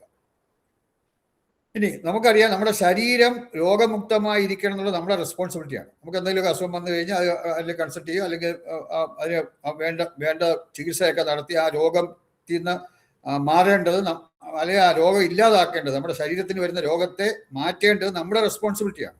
അതുകൊണ്ട് ശരീരം രോഗമുക്തമായിരിക്കണം എന്നതുപോലെ വാസഗൃഹം വാസ്തുദോഷമുക്തമായിരിക്കണം. നമ്മൾ താമസിക്കുന്ന വീട് അല്ലെങ്കിൽ താമസിക്കുന്ന ഒരു കെട്ടിടം, നമ്മൾ കൂടുതൽ സമയം ചെലവഴിക്കുന്ന കെട്ടിടം, അവിടെ വാസ്തുദോഷം ഉണ്ടാകാതിരിക്കണം. അത് നമ്മുടെ ശരീരത്തിന് രോഗമുണ്ടാകാതെ നമ്മൾ ശ്രദ്ധിക്കുന്നത് എങ്ങനെയാണോ അതുപോലെ തന്നെ നമ്മൾ താമസിക്കുന്ന ഗൃഹത്തിന് അല്ലെങ്കിൽ വീട്ടിന് വാസ്തുദോഷം ഉണ്ടാകാതിരിക്കാനും നമ്മൾ ശ്രദ്ധിക്കേണ്ടതാണ്. ദോഷമുക്തമായ വാസഗൃഹം നിർമ്മിക്കാൻ, വാസ്തുദോഷങ്ങളൊന്നും ഇല്ലാതെയുള്ള ഒരു വീട് നിർമ്മിക്കുവാനും, അങ്ങനെ ഒരു വീട് നിർമ്മിക്കുമ്പോൾ ചിലപ്പോൾ അറിയാതെ ചില വാസ്തുദോഷങ്ങളൊക്കെ അവിടെ ഉണ്ടായിരുന്നു, നമ്മുടെ ശ്രദ്ധയിൽപ്പെടാത്തതോ, അല്ലെങ്കിൽ അവിടെ ഈ വർക്ക് ചെയ്യുന്ന ആൾക്കാരൊക്കെ അവർക്ക് ഇതിനകത്ത് ചിലപ്പോൾ താല്പര്യമില്ലാത്തവരായിരിക്കാം, അല്ലെങ്കിൽ ശ്രദ്ധക്കുറവുകൊണ്ടോ താല്പര്യക്കുറവുകൊണ്ടോ, അല്ലെങ്കിൽ ഇതിനകത്ത് അവർക്ക് വിശ്വാസക്കുറവുകൊണ്ടോ ഒക്കെ ചിലപ്പം ഈ പ്ലാനൊക്കെ കറക്റ്റായിട്ടൊക്കെ വരച്ചു കൊടുത്താലും അതുപോലെ ആയിരിക്കണം എന്നില്ല, ചിലപ്പോൾ ചെയ്യുന്നതിനകത്ത് വ്യത്യാസങ്ങൾ വരും. അപ്പോൾ അങ്ങനെ ചില വാസ്തുദോഷങ്ങൾ ഉണ്ടായെന്ന് വരാം. അങ്ങനെ പിന്നീട് വാസ്തുദോഷം ഉണ്ടായാൽ, എല്ലാം കറക്റ്റായിട്ട് തുടങ്ങിയാലും പിന്നെ എന്തെങ്കിലും വാസ്തുദോഷം ഉണ്ടായാൽ അതെങ്ങനെ പരിഹരിക്കാം, അതെല്ലാം നമുക്ക് ഈ വാസ്തുശാസ്ത്രം പറഞ്ഞു തരുന്നു. ആണ് ദോഷമുക്തമായ വാസഗൃഹം നിർമ്മിക്കുവാനും, അത് ദോഷമുക്തം ഇവിടെ ഉദ്ദേശിക്കുന്നത് വാസ്തുദോഷമുക്തം, വാസ്തുദോഷങ്ങൾ ഇല്ലാത്ത ഒരു വാസഗൃഹം നമ്മൾ നിർമ്മിക്കുവാനും, അങ്ങനെ നിർമ്മിക്കുമ്പോൾ ആ വാസഗൃഹം നിർമ്മിക്കുമ്പോൾ ഏതെങ്കിലും വാസ്തുദോഷം അറിയാതെ കടന്നുകൂടിയാൽ, അറിഞ്ഞോ അറിയാതെ നമ്മൾ കടന്നുകൂടിയാൽ അത് പരിഹരിക്കാനുമുള്ള മാർഗങ്ങൾ നമുക്ക് വാസ്തുശാസ്ത്രം നമുക്ക് നിർദ്ദേശിക്കുന്നു. അപ്പം ഇത് നമ്മൾ നമുക്ക് എന്തെങ്കിലും പിന്നീട് വന്നാൽ അതിനെ പരിഹരിക്കാനുള്ള കാര്യങ്ങളും വാസ്തുശാസ്ത്രത്തിൽ പറഞ്ഞിട്ടുണ്ട്. വാസ്തുശാസ്ത്രം ഇപ്പം നമുക്കിപ്പോൾ നോക്കുക, ഇവിടെ നമ്മുടെ ഇന്ത്യ എടുക്കുക. ഇന്ത്യയുടെ ആ ഒരു ജോഗ്രഫി വാസ്തുശാസ്ത്രത്തിന് അനുകൂലമായിട്ടുള്ള ഒരു ജോഗ്രഫി അല്ല. കാരണം വാസ്തുശാസ്ത്രത്തിന് അനുകൂലമായ ഒരു ഭൂപ്രകൃതി അല്ല ഭാരതത്തിനുള്ളത്. കാരണം നമുക്കറിയാം, വാസ്തുശാസ്ത്രങ്ങൾ ഇപ്പോൾ പഠിക്കുമ്പോൾ മനസ്സിലാക്കും. അതായത് പിന്നെ നമ്മുടെ വടക്ക് വശം താന്നും തെക്ക് വശം പൊങ്ങിയിരിക്കുന്ന വാസ്തുശാസ്ത്രം വളരെ നല്ലതാണ്. ഒരു വാസ്തുശാസ്ത്രപരമായിട്ട് നമ്മുടെ വീടിൻ്റെ ആയാലും പുരയിടത്തിൻ്റെ ആയാലും രാജ്യത്തിൻ്റെ ആയാലും ഒക്കെ വടക്ക് വശം താഴ്ന്നും തെക്ക് വശം പൊങ്ങിയിരിക്കുന്നത് നല്ലതാണ്. പക്ഷെ ഭാരതത്തിൽ നോക്കുക, വടക്ക് വശമാണ് ഹിമാലയം, പടുകൂറ്റൻ വലിയ പർവ്വതനിരയാണ്. വടക്ക് വശം നല്ല പൊങ്ങിയിരിക്കുകയാണ്. തെക്ക് വശം നോക്കുക സമുദ്രമാണ്. അപ്പം നേരെ വിപരീതമാണ്. ഭാരതത്തിന്റെ ഭൂപ്രകൃതി എന്ന് പറഞ്ഞാൽ വാസ്തുശാസ്ത്ര വിധികൾക്ക് നേരെ വിപരീതമായിട്ടുള്ളൊരു ഭൂപ്രകൃതിയാണ്. അപ്പൊ അതുകൊണ്ട് നമ്മുടെ ഭാരതീയരായിട്ടുള്ള ഇന്ത്യയിൽ ഭാരതത്തിൽ താമസിക്കുന്ന എല്ലാവർക്കും ഈ ഭൂപ്രകൃതിയുടെ ഒരു ദോഷകരമായ അനുഭവം നമുക്കുണ്ടാവും. അപ്പൊ അതിനെയും കവച്ചു വെക്കത്ത വിധത്തിൽ നമ്മൾ വാസഗ്രഹം ശരിയായാൽ മാത്രമേ നമ്മൾ വാസ്തുശാസ്ത്രത്തിൽ കൂടുതലായിട്ട് അതിന്റെ വാസ്തുശാസ്ത്ര ഗുണവശങ്ങൾ നമ്മുടെ വീട്ടിൽ വന്നാൽ മാത്രമേ നമുക്ക് ഈ ഭൂപ്രകൃതി കൊണ്ടുള്ള ദോഷത്തെ നമുക്ക് മാറ്റാൻ ഒക്കുള്ളൂ. അതും കൂടെ മാറ്റത്തക്കവണ്ണം നമ്മൾ ചെയ്യേണ്ടി വരും. അതാണ് വാസ്തുശാസ്ത്രത്തിന് അനുകൂലമായ ഒരു ഭൂപ്രകൃതിയല്ല ഭാരതത്തിനുള്ളത്. വടക്ക് കിഴക്കും ഉന്നതങ്ങളായ പർവ്വതനിരകളുടെയും അതുപോലെ തെക്ക് പടിഞ്ഞാറും സമുദ്രത്തിൻ്റെയും ഇത് നമ്മുടെ ഭാരതത്തിന്റെ ആ ഭൂപ്രകൃതി വാസ്തുശാസ്ത്രത്തിന് നേരെ വിരുദ്ധമാണ്, വാസ്തുവിധികൾക്ക് അനുകൂലമല്ല. ഇനി നമ്മൾ ഇന്ത്യയിൽ തന്നെ നമ്മൾ കേരളത്തിലോട്ട് നോക്കുക. ഞാനത് ഇതിനകത്ത് കാണിച്ചിട്ടില്ല, അതിൻ്റെ ഇത് എഴുതിയിട്ടില്ല, പക്ഷെ കേരളത്തിലോട്ട് നോക്കുക. നമ്മൾ വാസ്തുശാസ്ത്രത്തിൽ പറയുന്നത് പടിഞ്ഞാറ് വശം പൊങ്ങിയും കിഴക്ക് വശം താന്നു വരുന്നത് നല്ലതാണെന്നാണ്. പടിഞ്ഞാറ് വശം പൊങ്ങിയും കിഴക്ക് വശം താന്നുള്ള ഭൂമിയായാലും വീടായാലും എന്തായാലും പടിഞ്ഞാറ് പൊങ്ങിയും കിഴക്കും താന്നിരിക്കുന്നത് നല്ലതാണ്. നേരെ തിരിച്ച് കിഴക്ക് പൊങ്ങിയും പടിഞ്ഞാറ് താന്നിരിക്കുന്ന ദോഷമാണ് എന്ന് പറയുന്നുണ്ട്. നമുക്കിവിടെ കേരളത്തിൽ നോക്കുക, കിഴക്ക് വശമാണ് സഹ്യപർവ്വതനിരകൾ നമ്മുടെ കിഴക്ക് വശത്താണ്, നമ്മുടെ പടിഞ്ഞാറ് വശത്ത് സമുദ്രമാണ്. അപ്പം ഭാരതം ഒട്ടാകെ എടുത്താലും നമ്മുടെ ഭൂപ്രകൃതി നമുക്ക് അനുകൂലമല്ല, ഭാരതീയർക്ക് അനുകൂലമല്ല. അതിൽ തന്നെ കേരളത്തിലോട്ട് വരുമ്പോൾ കുറെ കൂടെ കൂടുകയാണ്. കാരണം നമ്മുടെ കിഴക്ക് വശം ഉയർന്ന സഹ്യപർവ്വതനിരകളും പടിഞ്ഞാറ് വശം സമുദ്രവുമാണ്. അപ്പോൾ അത് നമുക്ക് കൂടുതൽ നമ്മളെ ദോഷത്തിലേക്കാക്കുകയാണ് നമ്മുടെ ഭൂപ്രകൃതി. ഇത് രണ്ടും കൂടെ ചേരുമ്പോൾ നമുക്കുള്ള വാസ്തുദോഷപരമായ നമ്മൾ ഒരു വീട് വയ്ക്കുന്നതിനൊക്കെ മുമ്പായിരുന്നു നമ്മൾ ഓരോരുത്തരും അനുഭവിച്ചുകൊണ്ടിരിക്കുകയാണ് ഈ ഭൂപ്രകൃതി കൊണ്ടുള്ള ഇത്. അപ്പോൾ നമ്മളൊരു വീട് വയ്ക്കുമ്പോൾ ഇതിനെയെല്ലാം ഓവർകം ചെയ്യത്തക്കണം, അല്ലെങ്കിൽ ഇതിനെയൊക്കെ ഈ ദോഷങ്ങളെയൊക്കെ മാറ്റി എടുത്ത് നമുക്ക് ഗുണകരമായ ഒരു അവസ്ഥ ഉണ്ടാകത്തക്കവണ്ണം ശ്രദ്ധിച്ചു വേണം. അല്ലെങ്കിൽ വാസ്തുവിധികൾക്കിവിടെ വളരെ പ്രസക്തിയുണ്ട് നമ്മുടെ ഭാരതത്തിലും പ്രത്യേകിച്ച് കേരളത്തിലും. അതുകൊണ്ട് വാസ്തുവിധികൾക്ക് അനുകൂലമായിട്ടുള്ള രാജ്യങ്ങളെക്കാൾ പല രാജ്യങ്ങൾ, ചൈനയിലൊക്കെ അതിന് വളരെ ഇതുണ്ട്, വ്യത്യാസമുണ്ട്. അതുപോലെ നമുക്ക് ഇത് നോക്കിയാൽ അറിയാം, അവിടെ നേരെ വിപരീതമായിട്ട് വരുന്നുണ്ട്. കിഴക്കുവശം താഴ്ന്നും കിഴക്കുവശം താഴ്ന്നും പടിഞ്ഞാറ് പൊങ്ങിയൊക്കെ ഉള്ളതുകൊണ്ട് അവർക്ക് വളരെ അനുകൂലമായ വളരെ സ്ഥിതികൾ വരുന്നുണ്ട്. അപ്പോൾ അതുകൊണ്ട് വാസ്തുവിധികൾക്ക് അനുകൂലമായിട്ടുള്ള രാജ്യങ്ങളെക്കാൾ വാസ്തുശാസ്ത്ര വിധികൾക്ക് ഭാരതത്തിൽ കൂടുതൽ പ്രാധാന്യം കൊടുക്കേണ്ടതുണ്ട്. ഭാരതത്തിലും വിശിഷ്യ കേരളത്തിലും, കാരണം കുറെ കൂടെ കൂടുതലാണ് കേരളത്തിൽ വരുമ്പോൾ. അപ്പോൾ ഇത് നമ്മൾ കൂടുതലായിട്ട് അതിനെ ശ്രദ്ധിക്കണം. വാസ്തുശാസ്ത്രം മനുഷ്യന്റെ വാസഗ്രഹ സംബന്ധികളായ തത്വങ്ങളെ, അതായത് വാസ്തുഗ്രഹവുമായി ബന്ധപ്പെട്ട തത്വങ്ങൾ, തിയറീസ്, അതുമായിട്ടുള്ള നിങ്ങൾ പഠിക്കുന്ന തിയറിയൊക്കെ ഇന്ന് ഈ ക്ലാസ്സുകളിൽ നമ്മൾ അടുത്ത ഒരു 6-7 മാസം പഠിക്കാൻ പോകുന്ന തിയറികളൊക്കെ വാസഗ്രഹ സംബന്ധികളായ തിയറീസാണ്, തത്വങ്ങൾ. തത്വം എന്ന് പറഞ്ഞാൽ തിയറി എന്നുള്ള അർത്ഥം. അതാണ് നിങ്ങൾ ഈ പ്രത്യേകിച്ച് ഡിപ്ലോമ കോഴ്സിൽ പഠിക്കാൻ പോകുന്നത്. വാസ്തുശാസ്ത്രം മനുഷ്യന്റെ വാസഗ്രഹ സംബന്ധികളായ തത്വങ്ങളെ പ്രതിപാദിക്കുന്ന ശാസ്ത്രമാണ്. അത് മനുഷ്യനിലും പ്രകൃതിയിലും അന്തർലീനങ്ങളായ ശക്തികൾ, അതിൻ്റെ പ്രവർത്തനങ്ങളെയും പ്രതിപ്രവർത്തനങ്ങളെയും, അതായത് പ്രവർത്തനങ്ങൾ ആക്ഷൻ, എല്ലാ ആക്ഷനും ഒരു റിയാക്ഷനുണ്ട്. നമ്മൾ എന്ത് ചെയ്യുന്നതിന് ഒരു റിയാക്ഷനുണ്ട്. ആണ് പ്രവർത്തനങ്ങളെയും പ്രവർത്തനങ്ങൾ ആക്ഷൻ, പ്രതിപ്രവർത്തനം റിയാക്ഷൻ. എല്ലാ ആക്ഷനും ഒരു റിയാക്ഷനുണ്ട്. ഇപ്പൊ നമ്മളൊരു വീട്ടിൽ എന്തെങ്കിലും ഒരു വാസ്തുദോഷം ഉണ്ടെങ്കിൽ ആ വാസ്തുദോഷം എന്ന് പറഞ്ഞൊരു ആക്ഷനാണ്. ആ വാസ്തുദോഷം അവിടെ ഉണ്ടായ ആ ആക്ഷൻ കാരണം ആ വീട്ടിലെ ആളുകൾക്കുണ്ടാകുന്ന എന്തെങ്കിലും പ്രയാസങ്ങളാണ് അതിൻ്റെ റിയാക്ഷൻ. ഇത് ഈ ആക്ഷനും റിയാക്ഷനുമാണ് ഇതിനകത്ത് ഈ വാസ്തുശാസ്ത്രം വരുന്നത്. കാരണം നമ്മൾ എന്തെങ്കിലും ഒരു വാസ്തുദോഷമോ അല്ലെങ്കിൽ വാസ്തുഗുണം ഉണ്ടായാൽ അതുകൊണ്ട് ആ വീട്ടിലുള്ളവർക്ക് ഗുണം ഉണ്ടാവും. അതും ആക്ഷൻ, ആ വാസ്തുഗുണം എന്ന് പറയുന്നതാണ് ആക്ഷൻ. ആ വാസ്തുഗുണം കൊണ്ട് അവർക്കുണ്ടാകുന്ന ശാരീരികമായോ മാനസികമായോ സാമ്പത്തികമായോ ഏത് വിധത്തിലും അവിടെ ഉള്ളവർക്കുണ്ടാകുന്ന ഗുണം അത് അതിൻ്റെ റിയാക്ഷനാണ്. അപ്പോൾ ആക്ഷനും റിയാക്ഷനും തമ്മിലുള്ള ഒരു ഇതാണ് ഈ കംപ്ലീറ്റ്. കാരണം നമ്മൾ ചെയ്യുന്ന ഒരു വീട് വെക്കാൻ ചെയ്യുന്ന പ്രവൃത്തികളുള്ള ആക്ഷൻ, അതിൽ ആ ആക്ഷന് വരുന്ന റിയാക്ഷൻ ഉണ്ടായേ പറ്റൂ. അത് നമുക്ക് അല്ലെങ്കിൽ അതിനുള്ള പ്രതിവിധികൾ ചെയ്യണം. റിയാക്ഷൻ ഉണ്ടാകാത്ത വിധത്തിലുള്ള പ്രതിവിധികൾ ചെയ്ത് അതിനെ നമ്മൾ കൺട്രോൾ ചെയ്യണം. അപ്പോൾ അത് വളരെ പ്രധാനമാണ്. എല്ലാ ആക്ഷനും ഒരു റിയാക്ഷൻ ഉണ്ടാകും. ഒരാക്ഷനും റിയാക്ഷൻ ഇല്ലാതെ പോകില്ല. ആ റിയാക്ഷൻ കൊണ്ടുണ്ടാകുന്ന പ്രയാസങ്ങൾ നമുക്ക് കുറയ്ക്കാൻ നമുക്ക് പല വഴികളുണ്ട്. ആ വഴികളാണ് വാസ്തുശാസ്ത്രം നമുക്ക് ഉപദേശിച്ചു തരുന്നത്. റിയാക്ഷൻ ഉണ്ടാവും, പക്ഷെ റിയാക്ഷൻ്റെ ശക്തിയെ കുറയ്ക്കുക. അപ്പോൾ നമ്മുടെ പ്രവർത്തനങ്ങളെയും ആക്ഷൻസിനെയും പ്രതിപ്രവർത്തനങ്ങൾ റിയാക്ഷൻസിനെയും നമ്മുടെ ഉള്ളിലുള്ള ആ ശക്തികളെ പറ്റി വിശദീകരിക്കുന്ന ശാസ്ത്രമാണ് വാസ്തുശാസ്ത്രം. അത് നമുക്ക് വിശദീകരിച്ചു തരുന്നു. എന്താണ് ഈ ആക്ഷൻ, ആ ആക്ഷൻ ഉണ്ടായാലും അതിൻ്റെ റിയാക്ഷൻ എന്താണ്, ഈ കാര്യങ്ങളെ പറ്റിയൊക്കെ വാസ്തുശാസ്ത്രം നമുക്ക് മനസ്സിലാക്കി തരുന്നു. ശരീരം, പ്രാണൻ, ഇന്ദ്രിയൻ, ആത്മാ, മനസ്സ്. ഈ പ്രാണന്റെയും ഇന്ദ്രിയന്റെയും ആത്മാവിന്റെയും മനസ്സിന്റെയും ഒക്കെ ഒരു ആലയമാണ് ശരീരം. കാരണം ശരീരത്തിനുള്ളിലാണ് ഇതെല്ലാം നിൽക്കുന്നത്. പ്രാണന് എന്തെങ്കിലും ചെയ്യണമെങ്കിൽ ശരീരം വേണം. ഇന്ദ്രിയങ്ങൾക്ക് എന്തെങ്കിലും ചെയ്യണമെങ്കിൽ നമുക്ക് കണ്ണുകൊണ്ട് കാണണമെങ്കിൽ കണ്ണുണ്ടാവണം. ആ കണ്ണ് ശരീരത്തിലാണ്. നമുക്ക് ചെവി കൊണ്ട് കേൾക്കണമെങ്കിൽ ചെവി ശരീരത്തിലാണ്. ഇതെല്ലാം ശരീരമാണ്. പ്രാണനും ഇന്ദ്രിയനും ആത്മാവും മനസ്സും ഇതെല്ലാം ശരീരത്തിലാണ്. അതുകൊണ്ട് ശരീരം എന്ന് പറയുന്നത് ഇതിന്റെ എല്ലാം പ്രാണന്റെയും ഇന്ദ്രിയത്തിന്റെയും, ഇന്ദ്രിയങ്ങൾ പറഞ്ഞാൽ പഞ്ചേന്ദ്രിയങ്ങൾ, നമുക്ക് കണ്ണ്, മൂക്ക്, ചെവി, ഇതെല്ലാം ഇന്ദ്രിയങ്ങൾ. അപ്പോൾ പ്രാണന്റെയും ഇന്ദ്രിയങ്ങളുടെയും ആത്മാവിന്റെയും മനസ്സിന്റെയും ആലയമാണ് ശരീരം. അപ്പൊ അതുപോലെ തന്നെ അതുപോലെ വാസഗൃഹം ഈ ശരീരത്തിന്റെ ആലയമാണ്. അപ്പൊ ഈ പ്രാണേന്ദ്രിയ ആത്മ മനസ്സുകളുടെയൊക്കെ ആ ആലയമായ ശരീരത്തിന്റെ ആലയമാണ് വാസഗൃഹം. അപ്പൊ ആ വാസഗൃഹത്തിനെ ശരിയായ വിധത്തിൽ നോക്കേണ്ടത്, വാസുദോഷങ്ങൾ ഇല്ലാതെ നോക്കേണ്ടത് നമ്മുടെ ഓരോരുത്തരുടെയും റെസ്പോൺസിബിലിറ്റിയാണ്, ഉത്തരവാദിത്വമാണ്. വാസഗൃഹം പ്രസ്തുത ശരീരത്തിന്റെ ആലയമാണ്. വാസഗൃഹം പ്രത്യക്ഷമായ ശരീരത്തെയാണ്. നമുക്ക് ഒറ്റ നമ്മുടെ ശരീരത്തിനെയാണ്. പക്ഷെ ശരീരത്തിനെ രക്ഷിക്കുന്നത് പോലെ ഒപ്പം തന്നെ ഈ പ്രാണേന്ദ്രിയ ആത്മ മനസ്സുകളെയും രക്ഷിച്ചുകൊണ്ടിരിക്കുകയാണ് വാസഗൃഹം. പ്രത്യക്ഷമായ ശരീരത്തിനെയും പരോക്ഷമായി പ്രാണേന്ദ്രിയ ആത്മ മനസ്സുകളെയും സംരക്ഷിക്കുന്നു. ഇപ്പൊ നമുക്ക് അറിയാം, ഇത് പ്രകൃതിയുടെ വളരെ തണുപ്പിക്കുന്ന മഞ്ഞുകാലം വരും. കോച്ചി മരവിപ്പിക്കുന്ന മഞ്ഞുണ്ട്. ഇവിടെയൊക്കെ നമ്മൾ കുറവാണെങ്കിലും പല സ്ഥലങ്ങളിലും അങ്ങേയറ്റത്തെ മഞ്ഞ് ഉണ്ടാവും. അതൊക്കെ പ്രകൃതിയുടെ, ഇതെല്ലാം പ്രകൃതിയിലുള്ളതാണ്. ഈ കോച്ചി മരവിപ്പിക്കുന്ന മഞ്ഞ്, കോരിച്ചൊരിയുന്ന മഴ, അതുപോലെ ചുട്ടുപൊള്ളുന്ന മണലാരണ്യത്തെ പോലെ ചുട്ടുപൊള്ളുന്ന ഒരു കാലാവസ്ഥ വരും. അതുപോലെ തന്നെ ആഞ്ഞു വീശുന്ന കാറ്റ്, ഇതൊക്കെ പ്രകൃതിയുടെ പല ഇതാണ്. അതുകൊണ്ട് ദുരന്തങ്ങളായിട്ടൊക്കെ നമ്മൾ നോക്കുന്ന ഇതാണ്. അപ്പൊ ഇങ്ങനെയുള്ളതിനൊക്കെ നമുക്ക് വാസഗൃഹമാണ് ഇതിനൊക്കെ നമുക്ക് ഒരു സംരക്ഷണം നൽകുന്നത്. അപ്പൊ എന്നിവയിൽ നിന്നെല്ലാം ഗൃഹം മനുഷ്യന് സംരക്ഷണം നൽകുന്നു. അപ്പൊ ഇതിൽ നിന്നൊക്കെ നമുക്ക് സംരക്ഷണം നൽകുന്ന അവിടെ ഗൃഹമാണ്. മനുഷ്യന്റെ അനിവാര്യമായ ആവശ്യങ്ങൾ നമുക്കറിയാം. വായു, ജലം, അഗ്നി, 5 ഉള്ളതായത് അതിൽ ഏറ്റവും അവസാനത്തിൽ 2 വിശ്രമവും നിദ്രയും. ഏറ്റവും വായു, ജലം, ആഹാരം, ഇത് 3 ആദ്യത്തത്.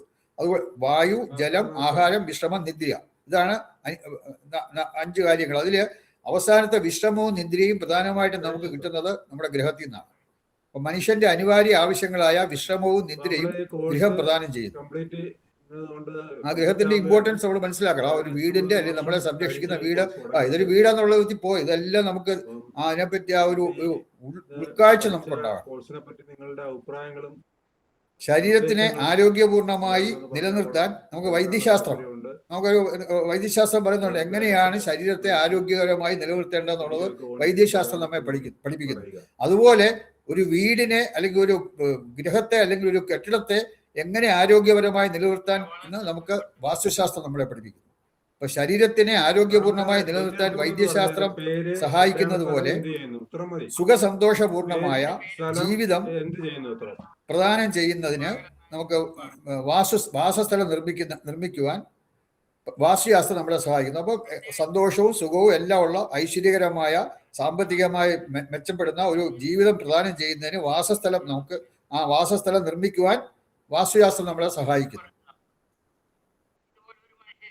ജീവിതത്തിന്റെ 3/4 ഭാഗവും നമ്മൾ കഴിയുന്നത് നമ്മുടെ വീട്ടിലാണ്. ബിക്കോസ് നമുക്കറിയാം, രാത്രി കിടന്ന് ഉറങ്ങുന്നതും പകലും ഒക്കെ വരുമ്പോൾ ടോട്ടൽ എടുക്കുകയാണെങ്കിൽ ഏതാണ്ട് 75% സാധാരണ ഒരാൾ, അല്ലാത്തവരിൽ കാണും. സാധാരണ ഒരു ആവറേജ് ആയിട്ട് എടുത്താൽ 75% ടൈമും നമ്മൾ വീട്ടിലാണ് ചെലവഴിക്കുന്നത്. അപ്പൊ ജീവിതത്തിന്റെ 3/4 ഭാഗവും മനുഷ്യൻ വീട്ടിലാണ് കഴിച്ചു കൂട്ടുന്നത്.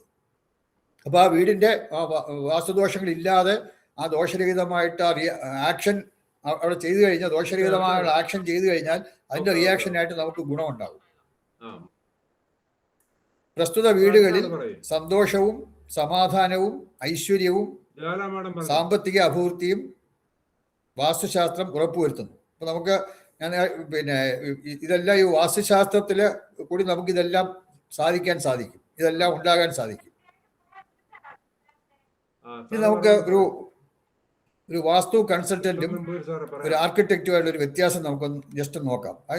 നമുക്കൊരു വാസ്തു ഒരു ആർക്കിടെക്ട് എന്ന് പറഞ്ഞു കഴിഞ്ഞാൽ 3 കാര്യങ്ങൾ അവർ വളരെ ശ്രദ്ധിക്കുന്നുണ്ട്. 3 കാര്യങ്ങൾ വളരെ ശ്രദ്ധിക്കും. ഒന്ന്, വീടിന്റെ ഉറപ്പ്. ഒരു കാറ്റോ മഴയോ ഇടിഞ്ഞു വീഴാൻ അങ്ങനൊന്നും പറയാൻ നല്ല ഉറച്ച ഒരു വീട് ഒരു കെട്ടിടം നിർമ്മിക്കുമ്പോൾ നല്ല ഉറച്ചതായിരിക്കണം. അതിനുള്ള എല്ലാ കാര്യങ്ങളും ആർക്കിടെക്ട് എഞ്ചിനീയർ നോക്കുന്നുണ്ട്. 2 അതിൻ്റെ സൗകര്യം, അതിൻ്റെ കൺവീനിയൻസ്. ഇപ്പം ഒരു മൂലയിൽ അടുക്കളയും വേറൊരു മൂലയിൽ പിന്നെ ഡൈനിങ് റൂം ആണെങ്കിൽ ഇത്രയും കൊണ്ടുപോകുക, അതൊരു അസൗകര്യമാണ്. അപ്പം അങ്ങനെ സൗകര്യമുള്ളതായിരിക്കണം. അതിലൊരു ആർക്കിടെക്ട് അല്ലെങ്കിൽ എഞ്ചിനീയർ, മോഡേൺ എഞ്ചിനീയർ അല്ലെങ്കിൽ മോഡേൺ സയന്റിസ്റ്റ്, ആർക്കിടെക്ട്, അതും. അപ്പോൾ 1 ഉറപ്പ്, 2 സൗകര്യം, 3 ഭംഗി, കാഴ്ചയ്ക്ക് നല്ല ഒരു ഭംഗി ഉണ്ടായിരിക്കണം കാണാൻ. ഈ 3 കാര്യങ്ങളും മോഡേൺ ആർക്കിടെക്റ്റും അല്ലെങ്കിൽ ഒരു എഞ്ചിനീയറും വളരെയധികം ശ്രദ്ധിക്കുന്നുണ്ട്. പക്ഷെ അതേസമയം വാസ്തു കൺസൾട്ടന്റ് ഇത് 3 മാത്രമല്ല, അതുകൂടാതെ ആ വീട്ടിൽ താമസിക്കുന്നവരുടെ സാമ്പത്തിക സ്ഥിതി, അവർക്ക് സാമ്പത്തികമായുള്ള അഭിവൃദ്ധി, അവർക്ക് ആരോഗ്യപരമായ ഉയർച്ച, ആരോഗ്യത്തിൽ അവർക്ക് മെച്ചമുണ്ടാകുക, അല്ലെങ്കിൽ അവർക്ക് ഉണ്ടാകുന്ന റിലേഷൻഷിപ്പ്, ആ വീട്ടിൽ ഉള്ള അംഗങ്ങൾ തമ്മിലുള്ള ആത്മീയ ബന്ധം, അവരുടെ തമ്മിലുള്ള റിലേഷൻഷിപ്പ്, ഇതിനെയൊക്കെ മെച്ചപ്പെടുത്താൻ അത് ഒരു വാസ്തു കൺസൾട്ടന്റിന് സാധിക്കും. അതിനെല്ലാം ഉള്ള കാര്യങ്ങൾ അതിനകത്ത് പറയുന്നുണ്ട്. പക്ഷെ അതേസമയം ഒരു മോഡേൺ എഞ്ചിനീയറോ മോഡേൺ ആർക്കിടെക്റ്റോ അതൊന്നും പഠിക്കുന്നില്ല. അവർക്ക് ഈ 3 കാര്യങ്ങളെ പറ്റി അവർ കൂടുതലായിട്ട് പഠിക്കുന്നുണ്ട്. ഉറപ്പ് വേണം, സൗകര്യം വേണം, ഭംഗി വേണം. അതല്ലാതെ മറ്റ് സാമ്പത്തിക അഭിവൃദ്ധി മെച്ചപ്പെടുത്താനോ അല്ലെങ്കിൽ ആരോഗ്യസ്ഥിതി മെച്ചപ്പെടുത്താനോ അവിടെ താമസിക്കുന്നവരുടെ ആരോഗ്യസ്ഥിതി മെച്ചപ്പെടുത്താനോ അതല്ലെങ്കിൽ റിലേഷൻഷിപ്പ്, ഭാര്യാഭർത്തൃ ബന്ധം അല്ലെങ്കിൽ മക്കൾ അച്ഛനമ്മമാരുമായിട്ടുള്ള ബന്ധം, അതിനെയൊക്കെ മെച്ചപ്പെടുത്താനോ ഒന്നും ഈ ആർക്കിടെക്റ്റിനോ എഞ്ചിനീയർക്കോ അറിയില്ല. അതിനുള്ള അത് പഠിച്ചിട്ടില്ല. പക്ഷെ വാസ്തു കൺസൾട്ടന്റിന് ഈ കാര്യങ്ങളും നമ്മൾ മനസ്സിലാക്കേണ്ടതുണ്ട്.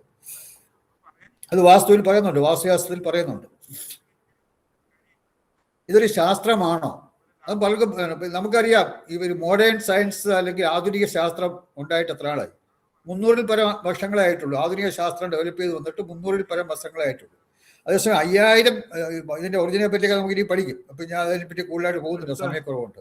5000 വർഷങ്ങൾക്ക് മുമ്പേ ഉള്ളതാണ് വാസ്തുശാസ്ത്രം. അപ്പൊ ഈ 5000 വർഷങ്ങൾക്ക് മുമ്പേ ഭാരതത്തിൽ നിലനിൽക്കുന്ന ഈ വാസ്തുശാസ്ത്രത്തെ ഈ 300-ൽ പരം വർഷങ്ങൾ മാത്രമായിട്ടുള്ള ആധുനിക ശാസ്ത്രത്തിന്റെ അളവുകോൽ കൊണ്ട് അളക്കുന്നത് ഒരിക്കലും ഒരു ശരിയാണെന്ന് പറയാം. നമുക്ക് അതിനകത്ത് നിൽക്കില്ല, ആ അളവുകോലിൽ നിൽക്കില്ല. കാരണം വാസ്തുശാസ്ത്രത്തിൽ പറഞ്ഞ പല കാര്യങ്ങളും ഇന്നും ആധുനിക ശാസ്ത്രത്തിന് എത്താൻ സാധിച്ചിട്ടില്ല. അപ്പൊ അത്ര എൻ്റെ അഭിപ്രായത്തിലൊരു ഇത് ശാസ്ത്രമല്ല, എൻ്റെ ഒരു ശാസ്ത്രത്തിനേക്കാൾ വളരെ ഉന്നത നിലയിലുള്ള ഒന്നാണ് ഈ വാസ്തുശാസ്ത്രത്തിന്റെ അഭിപ്രായം. ഈ ആധുനിക ശാസ്ത്രത്തെ സംബന്ധിച്ച് നോക്കുമ്പോൾ അല്ലെങ്കിൽ അതിനെ അപേക്ഷിച്ച് നോക്കുമ്പോൾ ഇതിനേക്കാൾ കുറെ കൂടി ഉന്നത നിലയിലുള്ള ആ ഒരു ലെവലിലുള്ള ഒരു ശാസ്ത്രമാണ് വാസ്തുശാസ്ത്രം എന്നാണ് എൻ്റെ ഇതിലുള്ള അനുഭവത്തിൽ നിന്നും എനിക്ക് മനസ്സിലാക്കിയതെന്ന് എനിക്കറിയാവുന്നത്. അത് നിങ്ങൾക്കും അത് ബോധ്യപ്പെടും. അപ്പൊ ഇതുകൊണ്ട് നമ്മൾ പിന്നെ ഇത് ശാസ്ത്രമല്ല എന്നൊക്കെ പറയുന്ന പലരുണ്ട്. അതൊക്കെ അവർക്ക് ഇതിനുള്ള അജ്ഞത കൊണ്ടും അതുപോലെ ഈ 300 വർഷം കൊണ്ടുള്ള അറിവിനെ ഈ 5000 വർഷത്തെ അറിവുമായിട്ട് നമുക്ക് കമ്പയർ ചെയ്യുമ്പോൾ ഉണ്ടാകുന്ന ആ ഒരു ഇതുകൊണ്ടാണ് പൂർണ്ണമായിട്ട് അളക്കാൻ ഒക്കില്ല. സാധാരണ ആധുനിക ശാസ്ത്രത്തില് എല്ലാത്തിനും ലോജിക്കാണ്. അങ്ങനെ വന്നാൽ ഇങ്ങനെ വേണമെങ്കിൽ ആ ലോജിക്ക് വഴി ചിന്തിച്ചിട്ടാണ് പോകുന്നത്. പക്ഷെ ഇതിനകത്ത് ലോജിക്കല്ല, ഇതിന് ആ ഒരു പിന്നെ എന്താ പറയുക ഒരു നമ്മൾ നേരത്തെ പറഞ്ഞ പോലെ ആത്മീയവുമായിട്ടുള്ള കാര്യങ്ങളും എല്ലാം ഇതിനകത്ത് വരുന്നുണ്ട്. അപ്പോൾ അതുപോലെ നമുക്ക് ആരോഗ്യപരമായി മെച്ചപ്പെടുത്താൻ എന്തൊക്കെയാണ് നമ്മൾ സാമ്പത്തികമായിട്ട് ആയം വ്യയം എന്നൊക്കെ നേരത്തെ പറഞ്ഞു, സാമ്പത്തികമായുള്ള മെച്ചപ്പെടുത്താനുള്ള കാര്യങ്ങൾ അതെല്ലാം വാസ്തുവിൽ വരുന്നുണ്ട്. അപ്പോൾ അതെല്ലാം കൂടി വരുന്ന ഇത് ശരിക്കും ഒരു ശാസ്ത്രം എന്നുള്ളതിനേക്കാൾ അവരായിട്ട് കുറെ കൂടി ഹയർ ലെവലിലുള്ള ഒരു ശാസ്ത്രമായിട്ടാണ് ആധുനിക ശാസ്ത്രത്തെ അപേക്ഷിച്ച്. അത് നിങ്ങൾ സ്വയം തീരുമാനിക്കേണ്ടതാണ്. എൻ്റെ അഭിപ്രായമാണ് ഞാൻ പറഞ്ഞത്. നിങ്ങൾ സ്വയം മനസ്സിലാക്കിയിട്ട് സ്വയം തീരുമാനിക്കുക. അത് ഞാൻ ഭൗതികവും ആത്മീയവുമായ തലങ്ങളുടെ ശരിയായ സംയോജനം, അത് നമ്മൾ ഭൗതികമായ ഫിസിക്കലായിട്ടുള്ളതും അതുപോലെ ശരിക്ക് ഈ വാസ്തുശാസ്ത്രത്തിൽ ഞാൻ നേരത്തെ പറഞ്ഞതുപോലെ അതിനകത്ത് മോഡേൺ അതായത് ശാസ്ത്രീയമായ കാര്യങ്ങളുണ്ട്, അതുപോലെ തന്നെ പിന്നെ ദൈവികമായ കാര്യങ്ങളുണ്ട്. രണ്ടുമുണ്ട്. അതായത് ടെക്നോളജി ആൻഡ് സ്പിരിച്വാലിറ്റി രണ്ടും കൂടെ ചേരുന്നതാണ്. ടെക്നോളജി സാങ്കേതികത്വവും ആത്മീയതയും കൂടെ ചേരുന്നതാണ് വാസ്തുശാസ്ത്രം. ഇതിൽ ഒന്നിനെ മാറ്റി നിർത്തി ഒന്നിനെ മാത്രം എടുത്താൽ അത് പൂർണ്ണമല്ല. ചില വാസ്തുശാസ്ത്ര കൺസൾട്ടന്റ് ഉണ്ട്, എനിക്കറിയാവുന്നവരെ ചിലരുണ്ട്. അവര് ഈ പിന്നെ ഇതിന്റെ ആത്മീയതയെ അങ്ങ് മാറ്റും. ആത്മീയതയെ മാറ്റിയിട്ട് അതിന്റെ ടെക്നോളജിക്ക് അല്ലെങ്കിൽ അതിന്റെ ശാസ്ത്രീയ ബാക്ക്ഗ്രൗണ്ട് അതിന് വലിയ പ്രാധാന്യം കൊടുക്കുക. സാങ്കേതികത്വത്തിന് വലിയ പ്രാധാന്യം കൊടുക്കും. സാങ്കേതികത്വത്തിന് പ്രാധാന്യം കൊടുത്ത് ആത്മീയതയെ മാറ്റി നിർത്തുന്നത് പൂർണ്ണമായ വാസ്തുശാസ്ത്രമല്ല. വാസ്തുശാസ്ത്രം പൂർണ്ണമാകില്ല. കാരണം നമ്മൾ നേരത്തെ 18 ആചാര്യന്മാരുടെ കാര്യം പറഞ്ഞു. ഈ 18 ആചാര്യന്മാരും ഋഷീശ്വരന്മാരായിരുന്നു, ആത്മീയ ഗുരുക്കന്മാരായിരുന്നു. ഈ ആത്മീയ ഗുരുക്കന്മാർ നമുക്ക് വേണ്ടി തന്നിട്ടുള്ള ശാസ്ത്രത്തിൽ ആത്മീയത ഉണ്ടാകുന്നുള്ള യാതൊരു സംശയമില്ല. ആത്മീയത ഉണ്ട്. ആ ആത്മീയത ഇതിന്ന് മാറ്റിയാൽ ജീവനില്ലാത്ത ശരീരം പോലെയാണ്. ആ ആത്മീയതയെ മാറ്റി നിർത്തി കഴിഞ്ഞാൽ ഊർജമില്ലാത്ത വീട് പോലെയാണ്, അല്ലെങ്കിൽ ആ വാസ്തുപുരുഷ സാന്നിധ്യം ഇല്ലാത്ത വീടാണ്. അപ്പം ഇതാണ് പിന്നെ ആത്മീയത ഇല്ലാത്ത ശരീരമായി പോകും. അപ്പം മരിച്ചു കിടക്കുന്ന ശരീരം പോലെയാണ് ഈ ആത്മീയത മാറ്റിക്കഴിഞ്ഞാൽ ഒരു കെട്ടിടം വരുന്നത്. അപ്പോൾ അതുകൊണ്ട് ഭൗതികതയും ആത്മീയവുമായ അതിന് ശരിയായിട്ടുള്ള ഒരു സംയോജനം അത് വാസ്തുശാസ്ത്രം ഉറപ്പുവരുത്തുന്നു. അതുപോലെ പഞ്ചഭൂതങ്ങൾ നമുക്കറിയാം, ജലം, അഗ്നി, വായു, പിന്നെ ഭൂമി, ആകാശം, ഇത് 5 പഞ്ചഭൂതങ്ങൾ. ഈ പഞ്ചഭൂതങ്ങളെ പറ്റിയും അതുപോലെ 8 ദിശകൾ നേരത്തെ നമ്മൾ കാണിച്ചു. കിഴക്ക്, വടക്ക്, തെക്ക്, പടിഞ്ഞാറ് 4 മൂലകൾ, അതായത് 4 ദിക്കുകളും 4 വിധിക്കുകളും എന്ന് പറയും. അങ്ങനെ 8 ദിശകൾ.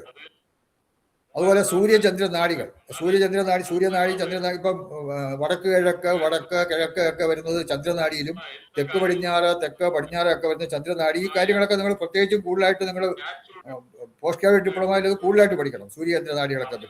അപ്പൊ ഈ പഞ്ചഭൂതങ്ങൾ, 8 ദിശകൾ, സൂര്യചന്ദ്ര നാടികൾ, അതുപോലെ പിന്നെ വിവിധ തരം ഊർജ്ജങ്ങൾ. ഞാൻ നേരത്തെ പറഞ്ഞു 53 തരം ഊർജ്ജങ്ങളുണ്ട്. അതിനെപ്പറ്റി കൂടുതൽ പറയാൻ ഇപ്പൊ സമയമില്ല, ഇപ്പൊ 9 കഴിഞ്ഞു. അപ്പൊ വിവിധ തരം ഊർജ്ജങ്ങൾ,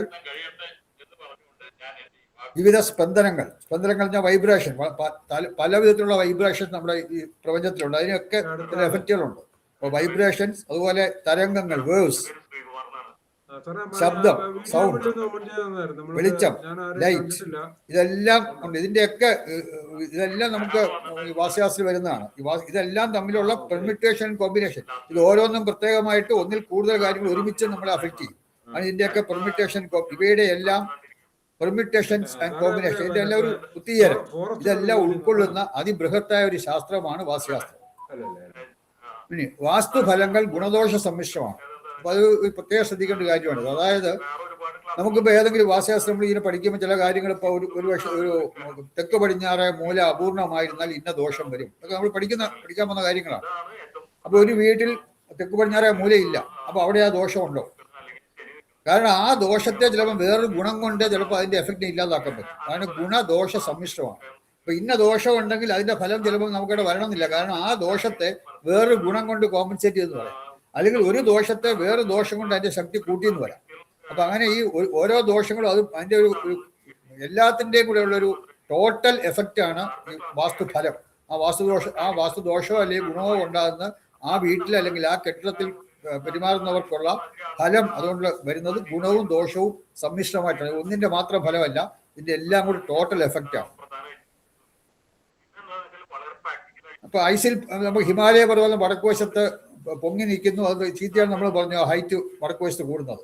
അതേസമയം വടക്കുവശത്ത് ആ ഹിമാലയ പർവ്വതം ഐസിൽ പൊതിഞ്ഞ് നിൽക്കുകയാണ്. മിക്കവാറും കൂടുതൽ ഭാഗം കംപ്ലീറ്റ് ഐസ് കവർ ചെയ്ത് നിൽക്കുകയാണ്. അപ്പൊ ഐസ് എന്ന് പറയുന്നത് ജലത്തിന്റെ അംശമാണ്. അപ്പൊ അവിടെ ആ ജലത്തിന്റെ അംശമുള്ളത് ആ ഹൈറ്റ് കൊണ്ടുള്ള ആ ദോഷത്തിന്റെ ശക്തിയെ കുറയ്ക്കും. അതാണ് നമ്മൾ ഇതിന്റെ അന്നയുടെ എഫക്റ്റ് ആണ്. ആ പർവ്വതത്തിന്റെ ദോഷവും അവിടെ വരുന്ന ഐസിന്റെ ഗുണവും രണ്ടും കൂടെ സമ്മിശ്രമായിട്ട് വരുന്നിട്ട് ആ ദോഷത്തിലെ കുറെ ശക്തി കുറയ്ക്കാൻ ഈ ഐസിന് സാധിക്കും. അപ്പൊ അവിടെ ഒരു ദോഷം ഉണ്ടെങ്കിൽ ഒരു ഗുണം ഉണ്ടെങ്കിൽ അതിനെ എഫക്ട് ചെയ്യാം. അതാണ് ഈ ഐസിൽ പൊതിഞ്ഞ ഹിമാലയം എന്നൊക്കെ നമ്മൾ പറയുന്നത്. അതിന്റെ വാസ്തുദോഷത്തിനെ പൂർണ്ണമായിട്ടും അല്ലെങ്കിൽ കുറച്ചെങ്കിലും അതിന്റെ ആ ശക്തിയെ കുറയ്ക്കാൻ ഈ ഐസിന്, ആ ഹിമാലയത്തിന് ചുറ്റും ഐസ് ഉള്ളത് സഹായിക്കും. പൗരാണിക ഗ്രന്ഥങ്ങൾ, അതായത് നമ്മൾ കേരളത്തിൽ കൂടുതൽ ഫോളോ ചെയ്യുന്നത് മനുഷ്യാലയ ചന്ദ്രികയാണ്. വാസ്തുശാസ്ത്രത്തിലെ കൺസെപ്ഷൻസൊക്കെ ഏറ്റവും കൂടുതലായിട്ട് കേരളത്തിൽ ഫോളോ ചെയ്യുന്ന ഗ്രന്ഥം മനുഷ്യാലയ ചന്ദ്രിക. തമിഴ്നാട്ടിലോട്ട് പോയി കഴിഞ്ഞാൽ അവിടെ മയമതമാണ് ഏറ്റവും കൂടുതൽ ഫോളോ ചെയ്യുന്നത്. പിന്നെ കർണാടക, ആന്ധ്രാപ്രദേശ് ആ സ്ഥലങ്ങളിൽ പോയി കഴിഞ്ഞാൽ അത് മാനസാര എന്നുള്ള ഗ്രന്ഥമാണ് അവിടെ കൂടുതൽ ഫോളോ ചെയ്യുന്നത്. നോർത്ത് ഇന്ത്യയിലാണെങ്കിൽ കൂടുതലായിട്ടും പിന്നെ ബൃഹത് സംഹിതയാണ്. അപ്പൊ ഈ 4 ഗ്രന്ഥങ്ങൾ ഇതിലെ കാര്യങ്ങൾ ഇതിൽ ഏറ്റവും പ്രധാനപ്പെട്ട ഇതെല്ലാം വായിച്ച് മനസ്സിലാക്കാൻ ഇതൊക്കെ സംസ്കൃതത്തിലുള്ള ഗ്രന്ഥങ്ങളാണ്. മലയാളത്തിലും ഇംഗ്ലീഷിലൊക്കെ ട്രാൻസ്ലേഷൻ ഉണ്ട്. ഇത് പെട്ടെന്ന് വായിച്ചാൽ മനസ്സിലാക്കാനുള്ള ഒരു ലെവലിലൊക്കെ നമ്മൾ പഠിച്ച ഒരു ബേസിക് ഉറയ്ക്കാതെ ഒരുപാട് അതിനെപ്പറ്റി നോളജ് വരാതെ ഈ ഗ്രന്ഥങ്ങൾ വായിച്ചാൽ നമുക്ക് പെട്ടെന്ന് മനസ്സിലാക്കാൻ ഒക്കില്ല. അപ്പൊ അങ്ങനെയുള്ള പൗരാണിക ഗ്രന്ഥങ്ങളൊക്കെ നമുക്ക് മനസ്സിലാകത്തക്കോണം നമ്മളെ ആ ഒരു വാസ്തുശാസ്ത്രത്തിലുള്ള നമ്മുടെ ആ ഒരു ബേസ് അല്ലെങ്കിൽ ആ ഫൗണ്ടേഷനെ ഉറപ്പിക്കുക എന്നുള്ളതാണ് നമ്മൾ ഈ കോഴ്സിൽ ചെയ്യുന്നത്. ഈ പൗരാണിക ഗ്രന്ഥങ്ങൾ 4 ഗ്രന്ഥങ്ങൾ, അതുപോലെ തന്നെ നമ്മൾ ഇവിടെ സിലബസ് പ്രകാരം 3 പുസ്തകങ്ങളുണ്ട്. ഞാൻ നേരത്തെ പറഞ്ഞു, സംയോജിത വാസ്തുശാസ്ത്രം വോളിയം 1, വോളിയം 2, വോളിയം 3 ഞാൻ തന്നെ എഴുതിയിട്ടുള്ള പുസ്തകമാണ്. അപ്പൊ ഈ പുസ്തകങ്ങളുടെയൊക്കെ പിന്നെ ഇത് നിങ്ങൾക്ക് കിട്ടും, ഫ്രീ ആയിട്ട് കിട്ടും. അതും കൂടി ഇൻക്ലൂഡിംഗ് ആണ് നിങ്ങളുടെ ഫീസ് വരുന്നത്. ഈ ഡിപ്ലോമ കോഴ്സിന്റെ ഫീസ് വരുന്നത് ഈ പുസ്തകങ്ങളുടെ വിലയും കൂടി ഇൻക്ലൂഡിംഗ് ആണ്. അപ്പൊ അതിനെപ്പറ്റി നിങ്ങൾക്ക് ലാൽ, TP ലാൽ അതിന്റെ ഡയറക്ടറാണ് ഈ ഇൻസ്റ്റിറ്റ്യൂഷന്റെ. അപ്പോൾ അദ്ദേഹമായിട്ട് കോൺടാക്ട് ചെയ്ത് കഴിഞ്ഞാൽ ആ പുസ്തകങ്ങളൊക്കെ നിങ്ങൾക്ക് അയച്ച് അഡ്രസ്സ് കൊടുത്തു കഴിഞ്ഞാൽ അയച്ചു തരും. അത് അപ്പോൾ സിലബസ് പ്രകാരമുള്ള ഈ പുസ്തകങ്ങൾ ഈ ഡിപ്ലോമ കോഴ്സിൻ്റെ കംപ്ലീറ്റ് സിലബസ് പൂർണ്ണമായിട്ടും ഈ 3 പുസ്തകങ്ങൾ ഉൾക്കൊള്ളിച്ചിട്ടുണ്ട്. ആ 3 പുസ്തകങ്ങൾ നമുക്ക് മനസ്സിലാക്കി കഴിഞ്ഞാൽ ഈ കംപ്ലീറ്റ് ഡിപ്ലോമ കോഴ്സിൻ്റെ സിലബസ് അതിനകത്ത് വരും. പിന്നെ സാങ്കേതികതയും ആത്മീയതയും, അതായത് ഞാൻ നേരത്തെ പറഞ്ഞു ടെക്നോളജിയും അതുപോലെ തന്നെ അല്ലെങ്കിൽ ആത്മീയ സ്പിരിച്വാലിറ്റിയും തമ്മിലുള്ളൊരു മിശ്രമാണ് വാസ്തുശാസ്ത്രം. അതിൽ ഏതെങ്കിലും ഒന്നിനെ മാറ്റി മറ്റേതിനെ മാത്രമേ, സാങ്കേതികത്വത്തെ മാറ്റി ആത്മീയത മാത്രം, അങ്ങനെയുള്ളവരുണ്ട്. അവർ ഈ ചുറ്റളവ്, അതിൻ്റെ കണക്കുകൾ, ആയം, അങ്ങനെ അതൊന്നും അവർക്ക് പ്രാധാന്യമില്ല. അവർക്കെല്ലാം ഈശ്വരൻ, വാസ്തുപുരുഷൻ എല്ലാം ആത്മീയം മാത്രമേ എടുക്കുള്ളൂ. അതും പൂർണ്ണമല്ല. ആത്മീയം മാത്രം എടുക്കുന്നതും പൂർണ്ണമല്ല, ശാസ്ത്രീയത മാത്രം എടുക്കുന്നതും പൂർണ്ണമല്ല. രണ്ടും കൂടെ ഉള്ള ഒരു മിക്സ്ചറാണ് വാസ്തുശാസ്ത്രം എന്ന് പറഞ്ഞാൽ. അതിൽ ഒന്നിനെ മാറ്റി മറ്റേത് എടുക്കുന്നത് പൂർണ്ണമാവില്ല. ഇനി വേൾഡ് ട്രേഡ് സെന്റർ USA നമുക്കറിയാം, വലിയ വിമാനമൊക്കെ ഒന്ന് ഇടിച്ച് പൊളിഞ്ഞതിന്. അതിനെപ്പറ്റി ഒരു ന്യൂസ് ഹിന്ദു പേപ്പർ 2003 ആഗസ്റ്റ് 11 ആ ഹിന്ദു പേപ്പർ എടുത്താൽ ആ വേൾഡ് ട്രേഡ് സെന്ററിന്റെ അതിന്റെ വാസ്തുപരമായിട്ടുള്ള ദോഷങ്ങൾ, അതിങ്ങനെ നശിക്കാനുള്ള കാരണങ്ങൾ വാസ്തുപരമായിട്ട് വളരെ നല്ലൊരു ആർട്ടിക്കിള്, നിങ്ങൾക്ക് വളരെ ഗുണം ചെയ്തൊരു ആർട്ടിക്കിളാണ്. പക്ഷെ ഇതൊക്കെ അന്നത്തെ പേപ്പറൊക്കെ ചിലപ്പോൾ ആരുടെയും കാണില്ല. ചിലപ്പം ഹിന്ദു അവിടെയൊക്കെ ചിലപ്പോൾ അവർ കോപ്പി എടുത്ത് തരുമായിരിക്കാം, കൊടുക്കുന്നുണ്ടല്ലോ. അപ്പൊ അങ്ങനെ അത് വായിച്ചു കഴിഞ്ഞാൽ വളരെ നല്ലൊരു ആർട്ടിക്കിളാണ്. വേൾഡ് ട്രേഡ് സെന്റർ USA പറ്റി ഹിന്ദു പേപ്പർ 2003 ആഗസ്റ്റ് 11 പറഞ്ഞ ഹിന്ദു പേപ്പറിൽ അതിന്റെ വാസ്തുപരമായ കാര്യങ്ങളൊക്കെ അതിനകത്ത് പറഞ്ഞിട്ടുണ്ട്. അതൊക്കെ നമുക്ക് പഠിക്കുമ്പോൾ അതൊക്കെ വരുന്നതാണ്. നിങ്ങൾക്ക് അത് പ്രത്യേക താല്പര്യം ഉണ്ടെങ്കിൽ ഈ പേപ്പർ നിങ്ങൾക്ക് നോക്കി അത് നോക്കാം. പിന്നെ ഈ ക്ലാസ്സിൽ വരുന്നവർക്ക് ഒരു ആദ്യം വേണ്ടത് ഒരു നിശ്ചയദാർഢ്യം. ഇതെനിക്ക് പഠിക്കണം, ഇതെനിക്ക് മനസ്സിലാക്കണം എന്നുള്ള ഒരു നിശ്ചയം വേണം. കാരണം ഇത് പല പഠിക്കുന്ന പോലെ അങ്ങനെ ഒരു ഇതായിട്ട് അങ്ങനെ ഒരു ലൂസാക്കാതെ ശരിക്കും ഒരു നിശ്ചയദാർഢ്യം ഉണ്ടെങ്കിൽ മാത്രമേ ഇതിൽ നമുക്ക് കൂടുതൽ ശ്രദ്ധിക്കാനും മനസ്സിലാക്കാനും പറ്റൂ. അതുപോലെ പൂർണ്ണമായും പങ്കെടുക്കണം. ക്ലാസ്സിൽ വന്നു കഴിഞ്ഞാൽ 100% നിങ്ങളെ ക്ലാസ്സിൽ അറ്റൻഡ് ചെയ്യുക. അറ്റൻഡ് ചെയ്ത് പിന്നെ നോക്കി ഇങ്ങനെയുള്ള കാര്യങ്ങളൊക്കെ നിങ്ങളുടെ പങ്കെടുക്കില്ല. കാരണം ഞാൻ എല്ലാവർക്കും ഒരുപോലെ പറഞ്ഞിരുന്നത്, ഓരോരുത്തർക്കും പ്രത്യേകം അങ്ങനെയൊന്നുമല്ല, എല്ലാവർക്കും ഒരുപോലെ. പക്ഷെ നിങ്ങൾക്ക് ഉണ്ടാകുന്ന ഗുണങ്ങൾ ചിലർക്ക് ഗുണം കൂടുതലായിട്ട് അതുകൊണ്ടുണ്ടാവും, ചിലർക്ക് അത്രത്തോളം മനസ്സിലായെന്ന് വരില്ല. അതൊക്കെ മനസ്സിലാകും നിങ്ങളെ ആശ്രയിച്ചിരിക്കും. അപ്പൊ അതുകൊണ്ട് 100% ഇതിനകത്ത് പങ്കെടുത്താൽ അതിന്റെ ഗുണം നിങ്ങൾക്ക് തന്നെ ഉണ്ടാവും, എനിക്കല്ല. അതുപോലെ നമുക്ക് ക്ലാസ്സിൽ നിന്ന് കിട്ടുന്ന, ഇപ്പൊ ഞാൻ എൻ്റെ ക്ലാസ് 100 നിങ്ങൾ അറ്റൻഡ് ചെയ്യുന്നു, പരീക്ഷ എഴുതുന്നു, 100 മാർക്ക് വാങ്ങിച്ച് പാസ്സാകുന്ന എല്ലാം ഇരിക്കട്ടെ. എത്രയൊക്കെ ആയാലും ഈ ക്ലാസ്സിൽ നിന്ന് നിങ്ങൾക്ക് കിട്ടാൻ പോകുന്നത് വാസ്തുശാസ്ത്രം എന്ന് പറഞ്ഞാൽ വലിയൊരു ഇതാണെങ്കിൽ അത് 100 ആണെങ്കിൽ അതിന് 25% മാത്രമേ നിങ്ങൾക്ക് ഈ ക്ലാസ്സിൽ നിന്ന് കിട്ടൂ. എത്ര 100% പഠിക്കുന്ന ഒരാൾക്കാണ് ഞാൻ പറഞ്ഞത്. ക്ലാസ്സിൽ നിന്ന് കിട്ടുന്ന 25%. പിന്നെ ഒരു 25% എന്ന് പറഞ്ഞാൽ സ്വാധ്യായം. നിങ്ങൾ ഇന്ന് പഠിക്കുന്ന കാര്യം അടുത്ത ക്ലാസ്സിൽ വരുന്നതിന് മുമ്പ് വീട്ടിൽ പോയി നോക്കണം. ഇനി പഠിക്കാൻ പോകുന്ന നോക്കണം. അപ്പൊ അത് പുസ്തകം തന്നിട്ടുണ്ട്. അപ്പൊ ഇനി എന്താണ് അടുത്തായിട്ട് ക്ലാസ്? അപ്പൊ അങ്ങനെയൊക്കെ അത് സ്വാധ്യായം സ്വന്തമായിട്ട് പഠിക്കുക. അല്ല ഒരു ക്ലാസ്സിൽ വരുന്നു, അന്നത്തെ ക്ലാസ് അറ്റൻഡ് ചെയ്തു, പിന്നെ പുസ്തകം തുറക്കുന്ന അടുത്ത ക്ലാസ്സിലായിരിക്കും. അങ്ങനെയാണെങ്കിൽ ഈ രണ്ടാമത്തെ 25% കിട്ടും. കാരണം 25% നമുക്ക് സ്വാധ്യായത്തിൽ കൂടിയാണ്. സ്വയം നമ്മൾ പഠിക്കണം. പലരും ഇതൊക്കെ പറയുന്നുണ്ടെങ്കിലും ഇന്ന് ക്ലാസ് കഴിഞ്ഞാൽ പിന്നെ അടുത്ത ക്ലാസ്സിലായിരിക്കും ഇതിനെപ്പറ്റി ആലോചിക്കുന്നത്. അതല്ല, പഠിച്ച കാര്യങ്ങൾ ഒന്നും കൂടി നമ്മളൊന്ന് മനസ്സിലാക്കാൻ ശ്രമിക്കുക, സ്വാധ്യായം ചെയ്യുക. 25% അതിൽ നിന്നാണ് കിട്ടുന്നത്. പിന്നെ മൂന്നാമത്തെ 25% കിട്ടുന്ന മറ്റു വഴികളിൽ കൂടി. മറ്റു വഴികൾ പറഞ്ഞാൽ വേറെ മറ്റുള്ള ഗുരുക്കന്മാരുടെ അടുത്ത് പോയി ഇപ്പൊ തന്നെ വേറെ പലയിടത്തും പഠിച്ചെന്ന് പറഞ്ഞു, അങ്ങനെയൊക്കെ പഠിക്കുക. അല്ലെങ്കിൽ പല ആർട്ടിക്കിള്, ബുക്കുകൾ, ഇതിനെപ്പറ്റിയുള്ള പുസ്തകങ്ങൾ വായിക്കുക, ആർട്ടിക്കിൾ വായിക്കുക. അല്ലെങ്കിൽ ഇതിന്റെ ചില സെമിനാറുകളൊക്കെ വരും വാസ്തുശാസ്ത്രമായിട്ട് ബന്ധപ്പെട്ട്. അങ്ങനെയൊക്കെയുള്ള സെമിനാർ വന്നാൽ ദൂരെ ആയാലും സെമിനാറിന് പോയി പങ്കെടുത്ത് അപ്പൊ ആ അറിവ് നമുക്ക് കൂടാവും. അങ്ങനെ അതൊക്കെ മറ്റു വഴികൾ കൂടിയാണ്. 25% മറ്റു വഴികൾ കൂടിയാണ്. അപ്പൊ ഇതെല്ലാം ഉണ്ടെങ്കിൽ 75% ആയുള്ളൂ. ബാക്കി 25% എക്സ്പീരിയൻസ് നിങ്ങളുടെ പ്രവർത്തനത്തിൽ കൂടി തന്നെയാണ്. ഇതെല്ലാം നിങ്ങൾ പഠിച്ചു, ഇത് പരീക്ഷയൊക്കെ പാസ്സായി, പിന്നെ നിങ്ങൾ ഇതിനെപ്പറ്റി ഒന്നും ആലോചിക്കുന്നില്ലേ. കുറെ കഴിയുമ്പോൾ ഇതൊക്കെ മറന്നുപോകും. അത് കാരണം നമ്മളെ ജന്മസിദ്ധമായിട്ടുള്ളതാണ് മറവി. ചിലർക്ക് കുറച്ച് കൂടുതൽ സമയം എടുക്കും, ചിലർക്ക് പെട്ടെന്ന് മറക്കും. ഏതായാലും ആ മറവി നമുക്കെല്ലാം ഉള്ളതാണ്. അതുകൊണ്ട് ഇത് ഏറ്റവും നല്ലത് പഠിച്ചു കഴിഞ്ഞിട്ട് ഇത് പ്രവർത്തിക്കുക. ബേസിക് കോഴ്സ് കഴിഞ്ഞ് നിങ്ങൾ എവിടെയെങ്കിലും പോയി കൺസൾട്ടേഷൻ ചെയ്യണമെന്ന് ഞാൻ പറയുന്നില്ല. പക്ഷേ ഇത് ബേസിക്കും അതായത് ഡിപ്ലോമ കോഴ്സും പോസ്റ്റ് ഗ്രാജുവേറ്റ് കോഴ്സും കഴിഞ്ഞു കഴിഞ്ഞാൽ നിങ്ങൾക്ക് സ്വന്തമായി പ്രാക്ടീസ് ചെയ്യാനുള്ള ഒരു ലെവലിലേക്ക് നിങ്ങളെ കൊണ്ട് എത്തിക്കുക.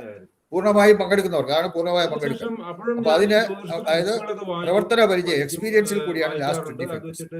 ഇത് 4 ഉണ്ടെങ്കിലേ 100% ആവും വാസ്തുശാസ്ത്രത്തിന്റെ പൂർണ്ണത വരൂ. അപ്പൊ നിങ്ങൾ ശ്രദ്ധിക്കാൻ വേണ്ടി അത് കാണിച്ചതാണ്. 2015 കൂടിയാണ് അതുപോലെ ഗവേഷണ ത്വര, പഠിക്കണമെന്നുള്ളൊരു ഒരു ആഗ്രഹം റിസർച്ച് ഓറിയന്റഡ് ഒരു ഇതായിരിക്കും നമുക്കുള്ളത്. ഗവേഷണ ത്വര എന്ന് പറഞ്ഞു കഴിഞ്ഞാൽ ഇപ്പൊ നമ്മള് ഇവിടെ ഏതെങ്കിലും ഒരു ദോഷം പറഞ്ഞു, നമ്മുടെ വീട് നമുക്കറിയാം, നമ്മൾ താമസിച്ച വീട് അല്ലെങ്കിൽ കെട്ടിടങ്ങളെ പറ്റിയൊക്കെ അതിന്റെ പല കെട്ടിടങ്ങളെ പറ്റിയൊക്കെ നമുക്കൊരു ഐഡിയ ഉണ്ട്. അപ്പൊ നമുക്ക് ഇന്ന ദോഷം ഉണ്ടെങ്കിൽ ഇന്ന ഫലം വരും. അപ്പൊ അങ്ങനെ വരുമ്പോൾ നിങ്ങളുടെ വീട്ടിലോ അല്ലെങ്കിൽ നിങ്ങൾക്ക് പരിചയമുള്ള നിങ്ങളുടെ സുഹൃത്തുക്കളുടെ ബന്ധുക്കളുടെ വീട്ടിലൊക്കെ ചിലപ്പോൾ ആ ദോഷം ഉണ്ടായിരുന്നു വരും. കാരണം ഇതൊക്കെ നമുക്ക് കാണുന്നതാണ്, പല വീടുകളും നമ്മൾ കാണുന്നതാണ്. അല്ലെങ്കിൽ അവിടെ പോകുമ്പോൾ നമുക്ക് ഇനിയുള്ള ഇതിൽ നമുക്ക് നോക്കാം അവിടെ ഇന്ന ദോഷമുണ്ടോ, അല്ലെങ്കിൽ നിങ്ങൾ ഇവിടെ പഠിച്ച ഒരു ദോഷം അല്ലെങ്കിൽ ഒരു ഗുണം അവിടെ കണ്ടു, അല്ലെങ്കിൽ ആ ദോഷത്തിന്റെ ഫലം അവിടെ അനുഭവിക്കുന്നുണ്ടോ ഇല്ലെങ്കിൽ എന്ത്. ഇതൊക്കെ നമ്മൾ അങ്ങനെ, അതാണ് ഒരു ഗവേഷണം എന്ന് പറയുന്നത്. ഈ നമ്മൾ പോയി കഴിയുമ്പോൾ ഇതിങ്ങനെ പഠിക്കുന്നു, അത് കഴിഞ്ഞ് അടുത്ത ആഴ്ച പഠിക്കുന്നു, അങ്ങനെ കുറെ ക്ലാസ്സുകൾ പഠിക്കുന്നു, പരീക്ഷ എഴുതുന്നു, ജയിക്കുന്നു, അതല്ല. നമുക്കൊരു റിസർച്ച് ഓറിയന്റഡ് മെന്റാലിറ്റി ഉണ്ടായിരുന്നു. റിസർച്ച്, അതായത് നമ്മൾ എന്താ പഠിക്കുന്നത്, അത് എങ്ങനെ നമ്മൾ അപ്ലൈ ചെയ്യുന്നു. നമ്മൾ ഏതെങ്കിലും പഠിച്ച ഏതെങ്കിലും ദോഷം ഒരു വീട്ടിൽ കണ്ടു കഴിഞ്ഞാൽ അവിടെ ആ ഇന്ന ദോഷം ഉണ്ടല്ലോ, അപ്പൊ അതിനുള്ള ഫലം ഇന്നതാണല്ലോ, ആ ഫലം അവർക്കുണ്ടോ. ഇങ്ങനെയുള്ള ഒരു റിസർച്ച്, ഒരു ഗവേഷണ ത്വര നമുക്കുണ്ടായി. അത് ഇതിനെ ഗുണം ചെയ്യും, ഏറ്റവും നല്ലതാണ്. കോളേജിൽ പോയി പഠിക്കാൻ പറ്റില്ല, വളരെ വിഷമിച്ചിട്ടുണ്ട്. അതുപോലെ തന്നെ ദൈവിക ബോധം എന്ന് പറഞ്ഞു കഴിഞ്ഞാൽ ഒരു ഹയർ ഫോഴ്സ്, അത് എപ്പോഴും നമുക്ക് ഏറ്റവും കൂടുതൽ നമുക്ക് ഗുണകരമായിട്ട് വരുന്ന ഹയർ ഫോഴ്സിനാണ് ലിങ്ക്. ആ ഹയർ ഫോഴ്സുമായിട്ട് നമുക്ക് ലിങ്ക് ഉണ്ടാകും. നമുക്ക് എല്ലാവർക്കും ലിങ്ക് ഉണ്ട്, പക്ഷെ പലർക്കും ആ ഒരു ബന്ധം, ഹയർ ഫോഴ്സുമായിട്ടുള്ള ബന്ധത്തെ പറ്റി അവെയർ അല്ല, നമ്മൾ ബോധവാന്മാരല്ല. ആ ബോധം നമുക്കുണ്ടാവണം. ഹയർ ഫോഴ്സ് ഉണ്ട്, ഹയർ ഫോഴ്സ് നമുക്ക് എന്തെല്ലാം പഠിച്ചാലും ആ ഹയർ ഫോഴ്സിൽ നിന്നുള്ള ഒരു അനുഗ്രഹം, അതിന്റെ ഒരു നമുക്ക് ആ ഒരു ദൈവിക ബോധം. മറ്റുള്ള ഇപ്പം ഫിസിക്സ്, കെമിസ്ട്രി, മാത്സ് ഒന്നും പഠിക്കുന്നതിന് അത് വലിയ പ്രാധാന്യമല്ല. പക്ഷെ ഇതുമല്ല, പൗരാണിക ശാസ്ത്രങ്ങൾ പഠിക്കുന്നതിന്, വാസ്തുശാസ്ത്രമായാലും അതുപോലെ തന്നെ മറ്റു പൗരാണിക ശാസ്ത്രങ്ങൾ, ജ്യോതിഷമായാലും ഇതെല്ലാം പഠിക്കുന്നതിന് അതിന് വളരെ ഹെൽപ്പ് ചെയ്യുന്ന ഒന്നാണ് ആ ഒരു ദൈവിക ബോധം. അല്ലെങ്കിൽ ഞാൻ നേരത്തെ പറഞ്ഞ നമുക്ക് ആത്മീയം, അത് ആത്മീയത്തിൽ വരുന്നതാണ്. ആ ദൈവിക ബോധം എന്ന് പറയുന്നത് ശരീരത്തിൽ ആത്മീയ ബോധം, അതും നമുക്ക് ഉണ്ടാകണം. ഉണ്ടായാലും നമുക്ക് ഇതിന്റെ പൂർണ്ണതയിൽ വരാൻ. പഠിക്കണം, ഇത് പകർന്നു കൊടുക്കണം. ഇതൊരു വലിയൊരു ശാസ്ത്രമാണ്. ഇത്രയും ബൃഹത്തായ ശാസ്ത്രം ആരുടെയും ഒന്നും പകർന്നു കൊടുക്കാതെ ഇങ്ങനെ നഷ്ടപ്പെട്ടുകൊണ്ടിരിക്കുകയാണ്. അപ്പൊ അങ്ങനെ ഒരു തോന്നൽ എന്റെ മനസ്സിലുണ്ടാകുകയും എന്റെ കൂടെ കുറച്ച് എന്റെ സുഹൃത്തുക്കളായിട്ടുള്ള നേരത്തെ കിഴക്ക് പടിഞ്ഞാറ് തെക്ക് വടക്കെന്നൊക്കെ പറഞ്ഞു, സ്ഥാപനം അതിനെപ്പറ്റി ഒരു ചെറിയൊരു ഡെമോൺസ്ട്രേഷൻ ആണ്. സഹായിച്ചു, എന്നെ തുടങ്ങുന്നതിന് വേണ്ടി സഹായിച്ചു. ഇപ്പൊ ഇവിടെ 9 ഒരു സ്ക്വയർ വെച്ചിട്ട് അതിന് 9 ഭാഗിച്ചു. ആ സ്ക്വയർ ഒരു വീടാകാം, അല്ലെങ്കിൽ ഒരു പുരയിടമാകാം, ഒരു വസ്തു ആകാം, എന്തോ ആകാം. അതിങ്ങനെ 9 ഭാഗങ്ങളായിട്ട് ഇങ്ങനെ വീതിച്ചു കഴിഞ്ഞാൽ ഈ ഒരു ഈന്ന് എഴുതിയേക്കുന്ന ആ ഒരു കോളം, അത് മാത്രമേ ഉള്ളൂ ഈസ്റ്റ് എന്ന് പറയുന്നത്. ബാക്കി നമ്മൾ ഈ കിഴക്കുവശം മുഴുവൻ നമ്മൾ ഈസ്റ്റ് ആയിട്ട് എടുക്കും. അങ്ങനെയല്ല, ആ കിഴക്കുവശത്തെ ആകെ നീളത്തിന്റെ 1/3 ഭാഗമേ ഈസ്റ്റ് വരുള്ളൂ. അപ്പൊ ആ ഈന്ന് കാണിക്കുന്ന ആ ഭാഗം കംപ്ലീറ്റ് ഈസ്റ്റ് ആണ്. അതുപോലെ സൗത്ത് എന്ന് അല്ലെങ്കിൽ വെസ്റ്റ് എന്ന് പറഞ്ഞാൽ ആ താഴെ കാണിക്കുന്ന ആ ഒരു ഭാഗം അകത്ത്, അത് ആ ഒരു ചെറിയ മാത്രമേ വെസ്റ്റ് ഉള്ളൂ, മറ്റുള്ളതൊന്നും വെസ്റ്റ് അല്ല. ഇപ്പൊ നോർത്ത് എന്ന് പറഞ്ഞ ആ ഒരു ഭാഗം, അതാണ് നോർത്ത് എന്ന് പറഞ്ഞാൽ അത്ര ആ ഒരു 3/1 നീളവും വരുന്നത്. അത് ആ ഒരു ഭാഗം കംപ്ലീറ്റ് നീളവും വീതിയൊക്കെ 3/1 വരുന്നത്. ഇത് സൗത്ത്. അപ്പൊ ഇത് 4 ഈസ്റ്റ്, സൗത്ത്, വെസ്റ്റ്, നോർത്ത്. ഇതാണ്. അല്ലാതെ വടക്കുവശം മുഴുവൻ നോർത്താണ് നമ്മൾ വിചാരിക്കരുത്. വടക്കുവശത്തെ 3 ഭാഗിച്ചാൽ മധ്യത്തിലുള്ള 1/3 മാത്രമേ നോർത്തിൽ വരൂ. ഇനി ബാക്കി മൂലകൾ വരുന്നത് ഇവിടെ നോക്കുക. ഇത് വടക്ക് കിഴക്കേ മൂല, നോർത്ത് ഈസ്റ്റ് എന്ന് പറഞ്ഞാൽ ആ ഒരു മൂല കംപ്ലീറ്റ് അത് നോർത്ത് ഈസ്റ്റ്. അതുപോലെ ഇപ്പുറത്ത് വരുന്ന ഈ ഒരു ആ ഒരു കംപ്ലീറ്റ് സൗത്ത് ഈസ്റ്റ് ആണ്. താഴെ സൗത്ത് വെസ്റ്റ്, നോർത്ത് വെസ്റ്റ്. അപ്പൊ ഇത് പിന്നെ ഈശാന്യ മൂല, ആ പേരുകളൊക്കെ പിന്നെ പഠിക്കാം. ഈ മൂലകൾ വടക്ക് കിഴക്ക്, തെക്ക് കിഴക്ക്, തെക്ക് പടിഞ്ഞാറ്, വടക്ക് പടിഞ്ഞാറ് മൂലയാണ്. മധ്യത്താണ് ബ്രഹ്മസ്ഥാനം, അല്ലെങ്കിൽ മധ്യം എന്ന് പറയുന്നത് സെന്റർ. അത് കംപ്ലീറ്റ് ആ നടുക്ക് കാണുന്ന ഭാഗത്തിനാണ് ബ്രഹ്മസ്ഥാനം എന്ന് പറയുന്നത്. അപ്പൊ ഇതിങ്ങനെയാണ് ഇതിന്റെ ഇത് വരുന്നത്. അല്ലാതെ കിഴക്കുവശം എന്ന് പറഞ്ഞു കഴിഞ്ഞാൽ കംപ്ലീറ്റ് അങ്ങേയറ്റം പോലും, ആ വീടിന്റെ കിഴക്കുവശത്തിന്റെ അങ്ങേയറ്റം പോലും മറ്റേ അറ്റം വരെ കിഴക്കാൻ വിചാരിക്കരുത്. ആ ടോട്ടൽ ഉള്ളതിന്റെ മധ്യത്തിലുള്ള 3 മാത്രമേ കിഴക്ക് വരുള്ളൂ. ആ ഒരു ഐഡിയ നിങ്ങൾക്ക് ഉണ്ടാകും. നോക്കുക, ആ ഒരു ലൈൻ കിഴക്കുവശം ആകെ നീളത്തിന്റെ 1/3, ആ ഒരു ആരോ കാണിക്കുന്ന അത്രയും ഭാഗമേ ഉള്ളൂ കിഴക്ക്. താഴെ കാണിക്കുന്ന അത്രയും ഭാഗം പടിഞ്ഞാറ്. ഇത് വടക്ക്. വെളിയത്തെ ഭാഗത്തിന്റെയാണ് സൗത്ത് ഈസ്റ്റ് എന്ന് പറഞ്ഞാൽ. നോർത്ത് ഈസ്റ്റ് എന്ന് പറഞ്ഞാൽ ഇത് രണ്ടും കൂടെ ചേരുന്ന, ഈ 2 ഭാഗം കൂടെ ചേരുന്നതാണ് നോർത്ത് ഈസ്റ്റ്. സൗത്ത് ഈസ്റ്റ് എന്ന് പറഞ്ഞാൽ ഇവിടെ ഇത് നോർത്ത് ഈസ്റ്റ്. അതായത് വടക്ക് കിഴക്കിന്റെ കിഴക്കേ അറ്റത്തുള്ള മൂന്നിലൊന്നും, അതുപോലെ പിന്നെ കിഴക്ക് വശത്തിന്റെ നീളത്തിന്റെ വടക്കേ അറ്റത്തുള്ള മൂന്നിലൊന്നും കൂടെ ചേരുന്നതാണ് വടക്ക് കിഴക്ക്, അതുപോലെ തെക്ക് കിഴക്ക്. ഈ ഒരു ഐഡിയ നമുക്ക് ഉണ്ടാകാൻ വേണ്ടിയാണ് അത് തെക്ക് കിഴക്ക്. ഐശ്വര്യം തന്നെയാണ്. സാറ് ഇവിടെ വന്നു, തെക്ക് പടിഞ്ഞാറ്, വന്നു. അത് കഴിഞ്ഞിട്ട് സാറ് എല്ലാ ക്ലാസ്സുകളും ഭംഗിയായി വടക്ക് പടിഞ്ഞാറ്. വളരെ സന്തോഷമുണ്ട്. അപ്പൊ ഇങ്ങനെ 4 മൂലകൾ, കിഴക്ക്, തെക്ക്, പടിഞ്ഞാറ്, വടക്ക് എന്നുള്ള 4 ദിക്കുകൾ എന്ന് പറയും. തെക്ക് വടക്ക് കിഴക്ക്, തെക്ക് കിഴക്ക്, തെക്ക് പടിഞ്ഞാറ്, വടക്ക് പടിഞ്ഞാറ് എന്ന് പറയുന്ന 4 വിധിക്കുകൾ എന്ന് പറയും, കോർണേഴ്സ്. ഇനിയിപ്പോ സപ്പോസ് നമ്മളിവിടെ ആ നോർത്ത് ഈസ്റ്റ് നോക്കുക, ഒരു നീല നിറത്തെ നിങ്ങൾ കണ്ടു.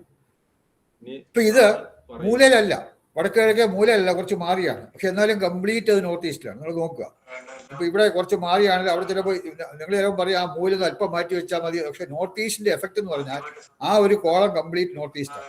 അതിനകത്ത് വരുന്ന എല്ലാം നോർത്ത് ഈസ്റ്റ് വരുന്നതാണ്. ഇപ്പൊ ആ നീല നിറം കാണിച്ചിരിക്കുന്ന എന്തോ ആയിക്കോട്ടെ, ഒരു പൂജാമുറിയോ അല്ലെങ്കിൽ ഒരു കക്കൂസോ എന്തോ ആയിക്കോട്ടെ, ആ നീല നിറം കാണിച്ചിരിക്കുന്നത് ഇത്രയും ഒരു നോർത്ത് ഈസ്റ്റ് വരുന്നതാണ്. നോർത്ത് ഈസ്റ്റിൽ വരിക എന്ന് പറയുമ്പോൾ ആ ഒരു ഭാഗത്ത് കോളം കംപ്ലീറ്റ് ആയിട്ട് ആ ഒരു നമുക്കുണ്ടാകും.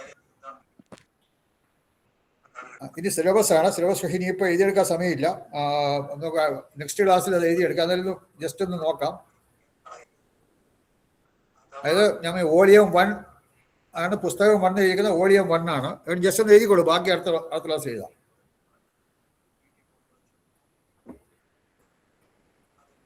പുസ്തകം 1, അധ്യായം 1. നമുക്കൊരു 9:30 വരെ ഉണ്ട്. അപ്പോൾ ഒരു 10 മിനിറ്റ് കൂടെ നമുക്ക് എഴുതാം. ബാക്കിയുള്ളത് അടുത്ത ക്ലാസ്സിൽ നമുക്ക്, അടുത്ത ക്ലാസ് വരെ നമ്മൾ സിലബസ് എഴുതിയിട്ട് സിലബസ് അനുസരിച്ചുള്ള ക്ലാസ് അടുത്ത ക്ലാസ്സിൽ തുടങ്ങും.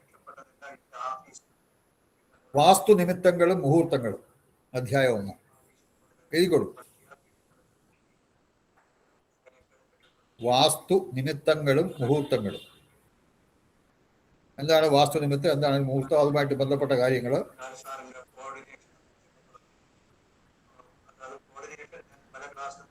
ഞാൻ അടുത്ത് പറയുമ്പോൾ നിങ്ങൾ എഴുതി കഴിഞ്ഞില്ലെങ്കിൽ അൺമ്യൂട്ട് ചെയ്ത് പറയണം. ഈ സ്ലോ, ഞാൻ സ്പീഡ് കൂടി പോകുന്നുണ്ടെങ്കിൽ സ്ലോ ആകണം നിങ്ങൾ പറയണം.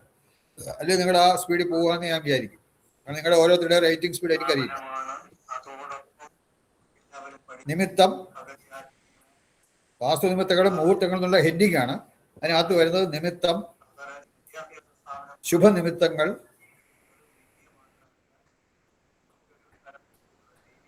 അശുഭ നിമിത്തങ്ങൾ, വാസ്തു മുഹൂർത്തം. അതെങ്ങനെയാണ് കണ്ടുപിടിക്കുന്നത്? വാസ്തുപുരുഷൻ നിദ്ര വിടുന്ന സമയം,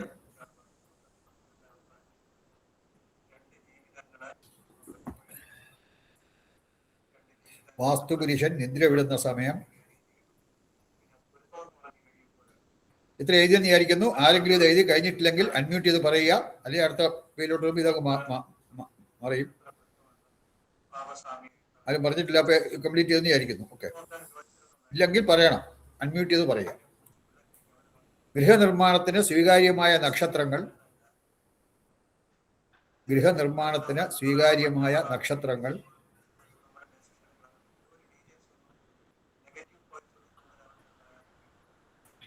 ഉത്തമ മാസങ്ങൾ,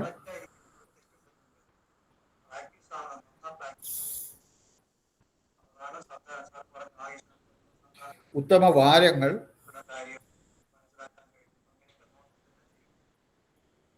ഗൃഹപ്രവേശനത്തിന് ഉത്തമമായ നക്ഷത്രങ്ങൾ,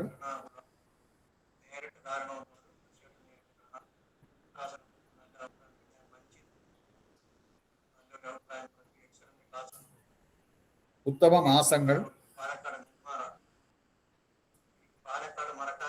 ഉത്തമ വാരങ്ങൾ. അതായത് ഗൃഹപ്രവേശനത്തിന് ഉത്തമ നക്ഷത്രങ്ങൾ, ഉത്തമ മാസങ്ങൾ, ഉത്തമ വാരങ്ങൾ. മുകളിൽ ഇരിക്കുന്ന ഗൃഹനിർമ്മാണത്തിന് ഉത്തമമായ നക്ഷത്രങ്ങൾ, മാസങ്ങൾ, വാരങ്ങൾ. ശിലാസ്ഥാപനത്തിന് ഉത്തമമായ നക്ഷത്രങ്ങൾ,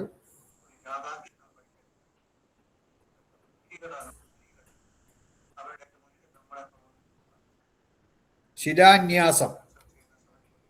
അടുത്തത് ശിലാന്യാസം.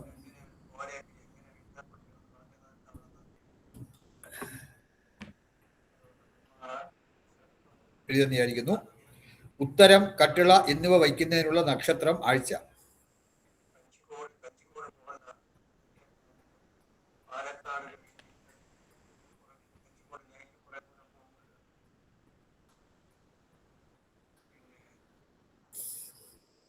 എഴുതുന്ന വിചാരിക്കുന്നു.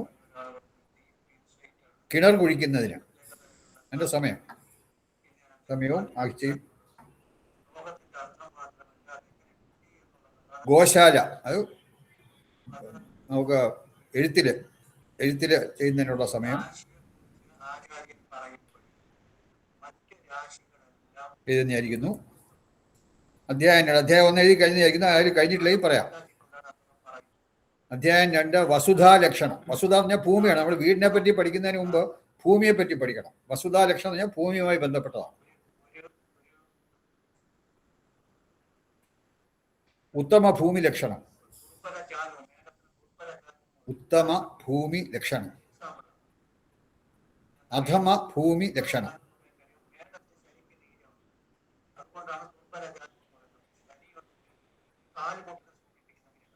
എഴുതിയിരിക്കുന്നു.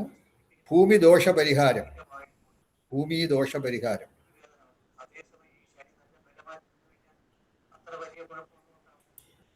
വീതി ലക്ഷണങ്ങളും ഫലങ്ങളും.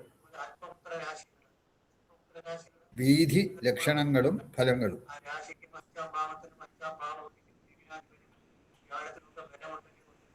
എഴുതിയിരിക്കുന്നു. വാസ്തുവിന്റെ അംഗഹീനത്വം. വാസ്തുവിന്റെ അംഗഹീനത്വം.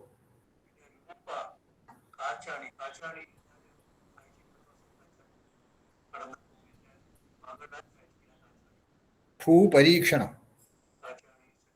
ചില ടെസ്റ്റുകളുണ്ട്. ഭൂമി നല്ലതാണോ മോശമാണോ നോക്കാനുള്ള ടെസ്റ്റുകൾ. ഭൂപരീക്ഷണം.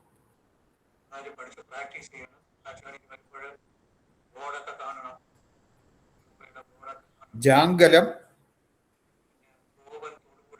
ജാങ്കലം, അനൂപം.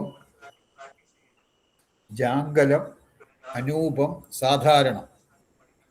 ഇതൊക്കെ എന്താണെന്നുള്ള ക്ലാസ് പഠിക്കുമ്പോൾ നമുക്ക് മനസ്സിലാവും. ജാങ്കലം, അനൂപം, സാധാരണം. ഗോമുഖി. ഗോമുഖി.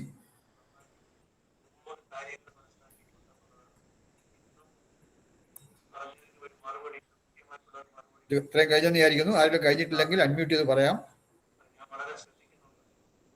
ഓക്കെ. വ്യാഘ്രമുഖി. വ്യാഘ്രമുഖി. ഭൂമി ഗൃഹനിർമ്മാണത്തിന് തിരഞ്ഞെടുക്കുന്നതിന് മുൻപായി ശ്രദ്ധിക്കേണ്ട കാര്യങ്ങൾ. ഭൂമി ഗൃഹനിർമ്മാണത്തിന് തിരഞ്ഞെടുക്കുന്നതിന് മുൻപായി ശ്രദ്ധിക്കേണ്ട കാര്യങ്ങൾ.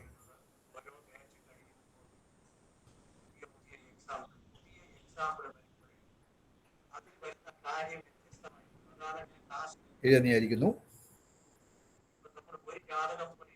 ഇല്ല സാർ, എഴുതിയില്ല. എഴുതുമ്പോൾ പറഞ്ഞാൽ മതി. ഗൃഹനിർമ്മാണത്തിന് അനുയോജ്യമല്ലാത്ത സ്ഥലങ്ങൾ. ഗൃഹനിർമ്മാണത്തിന് അനുയോജ്യമല്ലാത്ത സ്ഥലങ്ങൾ.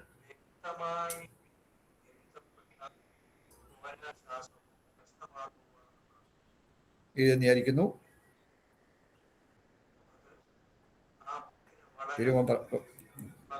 അധ്യായം 3. അപ്പൊ 2ാമത്തെ അധ്യായം കഴിഞ്ഞു. 3ാമത്തെ അധ്യായം. അതേ പ്ലോട്ടിനെ വസ്തുവിനെ പറ്റിയുള്ള അല്ലെങ്കിൽ ഭൂമിയെ പറ്റിയുള്ളത് അത് കഴിഞ്ഞു. അധ്യായം 3 വൃക്ഷങ്ങൾ.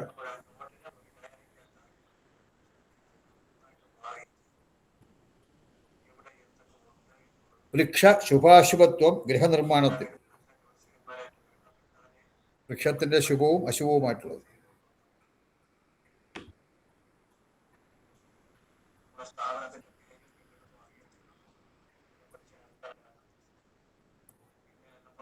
ഗൃഹനിർമ്മാണത്തിന് അനുയോജ്യമല്ലാത്ത വൃക്ഷങ്ങൾ. ഗൃഹനിർമ്മാണത്തിന് അനുയോജ്യമല്ലാത്ത വൃക്ഷങ്ങൾ.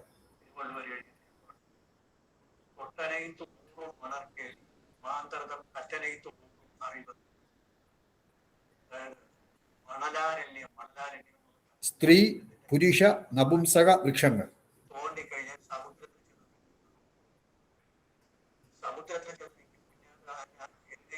സ്ത്രീ പുരുഷ നപുംസക വൃക്ഷങ്ങൾ. മുമ്പരെയായി ഒരു ഒരെണ്ണം കൂടെ കഴിഞ്ഞിട്ട് നമുക്ക് ബാക്കി അടുത്ത ക്ലാസ്സിൽ അധ്യായം 4 ആക്കിയിട്ട് അടുത്ത ക്ലാസ്സിൽ. ഇത് കഴിഞ്ഞെന്ന് വിചാരിക്കുന്നു. കഴിഞ്ഞില്ലെങ്കിൽ പറയാം. ഓക്കെ. അധ്യായം 4 ദേവതാ സങ്കല്പം. ഇതിനകത്താണ് കുറച്ച് സ്പിരിച്വാലിറ്റി ഒക്കെ കൊണ്ടുവരുന്നത്. വാസ്തുപുരുഷൻ. അഞ്ജലി അഭിപ്രായം പറഞ്ഞില്ല. 45 ദേവനാമങ്ങൾ.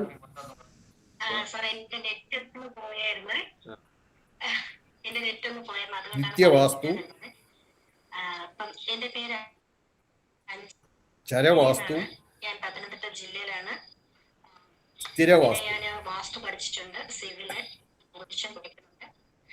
മോഹൻ സാറിന്റെ ക്ലാസ് എനിക്ക് ഒരുപാട് ഇഷ്ടമാണ്. ഞാൻ സാറിന്റെ ക്ലാസ് അഷ്ടദിക്പാലകർ താല്പര്യപ്പെടുന്ന ഒരാളുമാണ്. ഇപ്പൊ പുതിയതായിട്ട് തുടങ്ങിയ ക്ലാസ്സിൽ ഞാനിപ്പോ ജോയിൻ ചെയ്തിട്ടുണ്ട്. പഞ്ചഭൂതങ്ങൾ. ക്ലാസ്സിൽ പഠിക്കാൻ തുടങ്ങുമ്പോൾ തന്നെ നമുക്ക് പിന്നെയും പഠിക്കാൻ തോന്നുന്നു. ഫീസിനെ കുറിച്ച് പോലും ഞാനിപ്പോ ചിന്തിക്കുന്നില്ല എന്നുള്ളതാണ് കാര്യം. കാരണം ദേവതാ സങ്കല്പത്തിൽ വരുന്നതാണ് ചാപ്റ്റർ 4. കിട്ടുന്നുണ്ട്, നമ്മള് എഴുതി കഴിഞ്ഞെന്ന് വിചാരിക്കുന്നു. സമയമായതുകൊണ്ട് നമ്മൾ ഇന്ന് നിർത്തുന്നു. അടുത്ത ദിവസം നമ്മൾ ആദ്യം സിലബസിന്റെ ബാക്കി തരും. ബാക്കി തന്നിട്ട് ആ സിലബസ് അനുസരിച്ചുള്ള ക്ലാസ്സും അടുത്ത ക്ലാസ്സിൽ ആരംഭിക്കും. നമ്മൾ വിവിധ ക്ലാസ്സുകൾ നടത്തുന്നുണ്ട്. എന്തെങ്കിലും ഇതിനെപ്പറ്റി ക്ലാസ്സിനെ പറ്റിയോ എന്തെങ്കിലുമൊക്കെ സംശയം ഉണ്ടെങ്കിൽ നിങ്ങൾക്ക് നമ്മൾ എപ്പോഴും എല്ലാ ദിവസവും ക്ലാസിന്റെ എൻഡില് 9:30 ക്ലാസ് വരുന്ന 3-4 മിനിറ്റുകൾ എന്തെങ്കിലും സംശയങ്ങൾ ചോദിക്കാൻ വേണ്ടി നമ്മൾക്ക് അത് അന്ന് പഠിച്ച കാര്യങ്ങളെ പറ്റിയോ അല്ലെങ്കിൽ ജനറലായിട്ട് വാസ്തുവിൽ ജനറലായിട്ടുള്ള എന്തെങ്കിലും കാര്യത്തെ പറ്റിയോ നിങ്ങൾക്ക് എന്തെങ്കിലും സംശയം ഉണ്ടെങ്കിൽ ഈ സമയത്ത് ചോദിക്കാം. ആർക്കും എന്തെങ്കിലും സംശയം ഉണ്ടെങ്കിൽ ചോദിക്കാം. സാറേ, ക്ഷേത്രവാസ്തു ഇതിന്റെ കൂടെ ഉണ്ടോ? അത് സെപ്പറേറ്റ് ആണ്? ഇല്ല, ക്ഷേത്രവാസ്തു ഇതിന്റെ കൂടെ ഇല്ല. ഇത് പിന്നെ നമ്മള് മനുഷ്യാലയങ്ങൾ മാത്രമേ ഉള്ളൂ. ക്ഷേത്രവാസ്തുവിന്റെ ക്ലാസ് ഉണ്ടോ സാർ? എടുക്കുന്നുണ്ടോ? ക്ഷേത്രവാസ്തുവിന്റെ ക്ലാസ് സംസ്കാരമുണ്ട്. ഇവിടെ പിന്നെ ലാലിന് പറയാൻ പറ്റില്ല. ലാലുണ്ടോ? ലാൽ പോയതാണ്. അവിടുന്ന് അദ്ദേഹം ഇത് കഴിഞ്ഞപ്പോഴത്തേക്ക് ഞാൻ അദ്ദേഹത്തോട് ചോദിച്ചു. ക്ഷേത്രവാസ്തുവിന്റെ ഇപ്പൊ ഇവിടെ ഈ ഇതിനകത്ത് ഉണ്ടെന്ന് എനിക്ക് തോന്നുന്നില്ല. എല്ലാ അധ്യാപകരും ഇവിടെ ഞാൻ പോയി കണ്ട എന്റെ ഗുരുക്കന്മാരാണ് ഇവിടുത്തെ. ഞാൻ ക്ഷേത്രവാസ്തുവിന്റെ ക്ലാസ് എടുക്കാറില്ല. കാരണം ഞാൻ പഠിച്ചപ്പോ എല്ലാം ക്ഷേത്രവാസ്തുവൊക്കെ പഠിച്ചാണെങ്കിൽ അത് കഴിഞ്ഞ് പ്രാക്ടിക്കലായിട്ട് വന്ന എല്ലാം മിക്കവാറുമല്ല, അപൂർവ 2-3 ക്ഷേത്രങ്ങളുടെ മാത്രമേ ഞാൻ വർക്ക് എടുത്തിട്ടുള്ളൂ. പക്ഷെ അത് പിന്നെ ആദ്യം പോലെ പഠിച്ച് ചെയ്യേണ്ടി വന്നു. പക്ഷെ അതുകൊണ്ട് നമ്മൾ പ്രാക്ടിക്കലായിട്ട് ചെയ്യാതെ നമ്മൾ പഠിപ്പിച്ചിട്ട് കാര്യമില്ല. നമ്മള് ബാക്കിയെല്ലാം മനുഷ്യാലയത്തിന്റെ ഇത് തന്നെയാണ് ഞാൻ നിരന്തരമായിട്ട് ചെയ്തുകൊണ്ടിരിക്കുന്നത്. മനുഷ്യ വീടുകൾ മാത്രമല്ല, പല കെട്ടിടങ്ങൾ അത് മാത്രമാണ് ഞാൻ ചെയ്തുകൊണ്ടിരിക്കുന്നത്. അപ്പൊ അതുകൊണ്ട് നമ്മള് എക്സ്പീരിയൻസ് ചെയ്യാത്ത, പ്രവർത്തന മേഖലയിൽ പ്രവർത്തിക്കാത്ത ക്ഷേത്രവാസ്തു അധികം അങ്ങനെ ചെയ്തിട്ടില്ല. അതുകൊണ്ട് അല്ലാതെ ഞാൻ അതിലോട്ട് കയറി പഠിപ്പിക്കാൻ ഞാൻ നോക്കിയിട്ടില്ല. കാരണം പറഞ്ഞിട്ടുണ്ട് പഠിപ്പിക്കണമെങ്കിൽ വായിച്ച് പഠിപ്പിക്കാം. പക്ഷെ അതല്ല, ഇത് ഞാൻ ഇതിൽ പറയുകയുള്ളൂ. പ്രാക്ടിക്കൽ എക്സ്പീരിയൻസുമായിട്ടൊക്കെ ബന്ധപ്പെട്ടതുകൊണ്ട് എനിക്ക് കൂടുതലായിട്ട് പറയാൻ പറ്റും. ക്ഷേത്രവാസ്തു പലയിടത്തും പഠിപ്പിക്കുന്നുണ്ട്. ക്ഷേത്രവാസ്തു പിന്നീട് ഇവിടെ ഉണ്ടോന്നുള്ളത് നിങ്ങൾക്ക് എല്ലാവരും എക്സാം എഴുതുക. എക്സാം എഴുതിയിട്ട് സ്ഥാപനത്തിൻ്റെതായ സർട്ടിഫിക്കറ്റ് ലാലുണ്ടോ? നിങ്ങൾക്ക് എല്ലാവർക്കും ഓരോ മൊമെന്റോയും തരണമെന്ന് ആഗ്രഹിക്കുന്നുണ്ട്. വേറെ എന്തെങ്കിലും സംശയം ഉണ്ടെങ്കിൽ ചോദിക്കാം. സാറിന്റെ കയ്യിൽ നിന്ന് വാങ്ങാം. അന്നൊരു ചെറിയൊരു ക്ലാസ്സും കൂടി വെക്കാം എന്നുള്ളതാണ് ഞാൻ കരുതുന്നത്. എന്തായാലും അതിനെ പറ്റിയുള്ള മറ്റു കാര്യങ്ങളെല്ലാം വിശദമായിട്ട് പിന്നീട് പറയുന്നതാണ്. സംശയമൊന്നുമില്ല, ഗ്രൂപ്പിൽ അറിയിക്കുന്ന. പറയൂ. ഇന്നത്തെ ക്ലാസ് നമുക്ക് എല്ലാ ചൊവ്വാഴ്ചയാണോ സാറേ ക്ലാസ്? അല്ല, മിക്കവാറും ഒന്ന് ബുധൻ അല്ലെങ്കിൽ വ്യാഴം. എല്ലാ ചൊവ്വാഴ്ചയാണോ ക്ലാസ്? എല്ലാ ചൊവ്വാഴ്ച ആയിരിക്കില്ല. കാരണം ഒന്നുകിൽ ബുധൻ അല്ലെങ്കിൽ വ്യാഴം ആയിരിക്കും മിക്കവാറും വരുന്നത്. കാരണം എനിക്ക് തോന്നുന്നു ഇതിന്റെ അതിനെപ്പറ്റി ഡീറ്റെയിലായിട്ട് പറയണമെങ്കിൽ ടൈം ടേബിൾ ഇതൊക്കെ നിശ്ചയിക്കുന്നത് അവിടെ ഇൻസ്റ്റിറ്റ്യൂഷനിൽ നിന്നാണ്. ലാൽ, എന്റെ ഡയറക്ടർ TP ലാലാണ്. അപ്പൊ അങ്ങനെയാണ് അതിന്റെ അങ്ങനെയുള്ള എന്റെ വാസ്തുശാസ്ത്രത്തിൽ എന്റെ സ്റ്റുഡന്റ് ആണ്. പക്ഷെ പുള്ളിയാണ് ഇതിനെപ്പറ്റിയുള്ള ക്ലാസ്സിനെ പറ്റിയുള്ള കാര്യങ്ങൾ തീരുമാനിക്കുന്നത്. എല്ലാ ചൊവ്വാഴ്ച അല്ല, ചൊവ്വാഴ്ച ആയിരിക്കില്ല മിക്കവാറും. സാധാരണ ഇത് വരുന്ന വ്യാഴം എല്ലാ വീക്കിലും ഉണ്ടാവും ക്ലാസ് അല്ലേ? ആഴ്ചയിൽ ഒരു ക്ലാസ് ഉണ്ടാവും. അത് ഈ 1.5 മണിക്കൂറാണ് ക്ലാസ്. അത് കഴിഞ്ഞ് സംശയങ്ങൾ 5 മിനിറ്റ് സംശയങ്ങൾ കാണും. വേറെ എന്തെങ്കിലും? ഈ ക്ലാസ് കഴിഞ്ഞ അവസാനം ഒരു സർവ്വ പരീക്ഷ പോലെ ഉണ്ടോ? എക്സാം ഉണ്ട്. അത് ഓൺലൈനായിട്ടായിരിക്കും എക്സാം.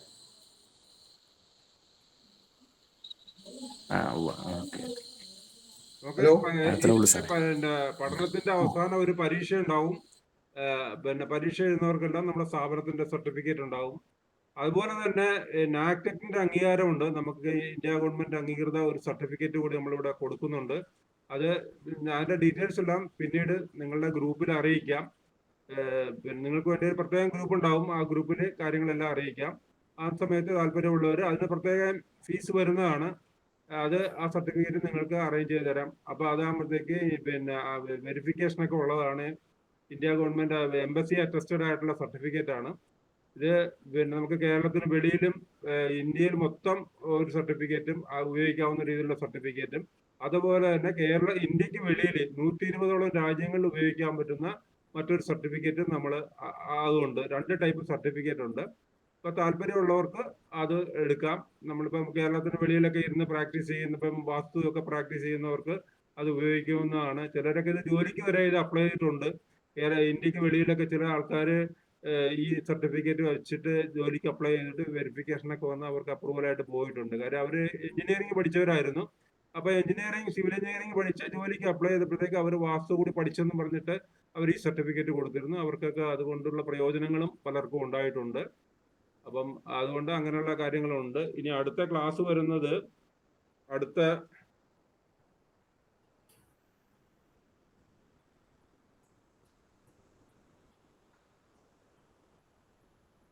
അടുത്ത 12-ാം തീയതി, സോറി 5-ാം തീയതിയാണ് അടുത്ത ക്ലാസ്. 5-ാം തീയതി വെച്ചാൽ 2-3 ദിവസം കൂടി കഴിഞ്ഞിട്ടാണ് ക്ലാസ് വരുന്നത്. പിന്നെ എല്ലാ 5, 12, 19, 26 തീയതികളിലായിരിക്കും ക്ലാസ് വരുന്നത്. അത് നിങ്ങളുടെ ടൈം ടേബിൾ ആയിട്ട് നിങ്ങളെ എല്ലാവരെയും അറിയിക്കും.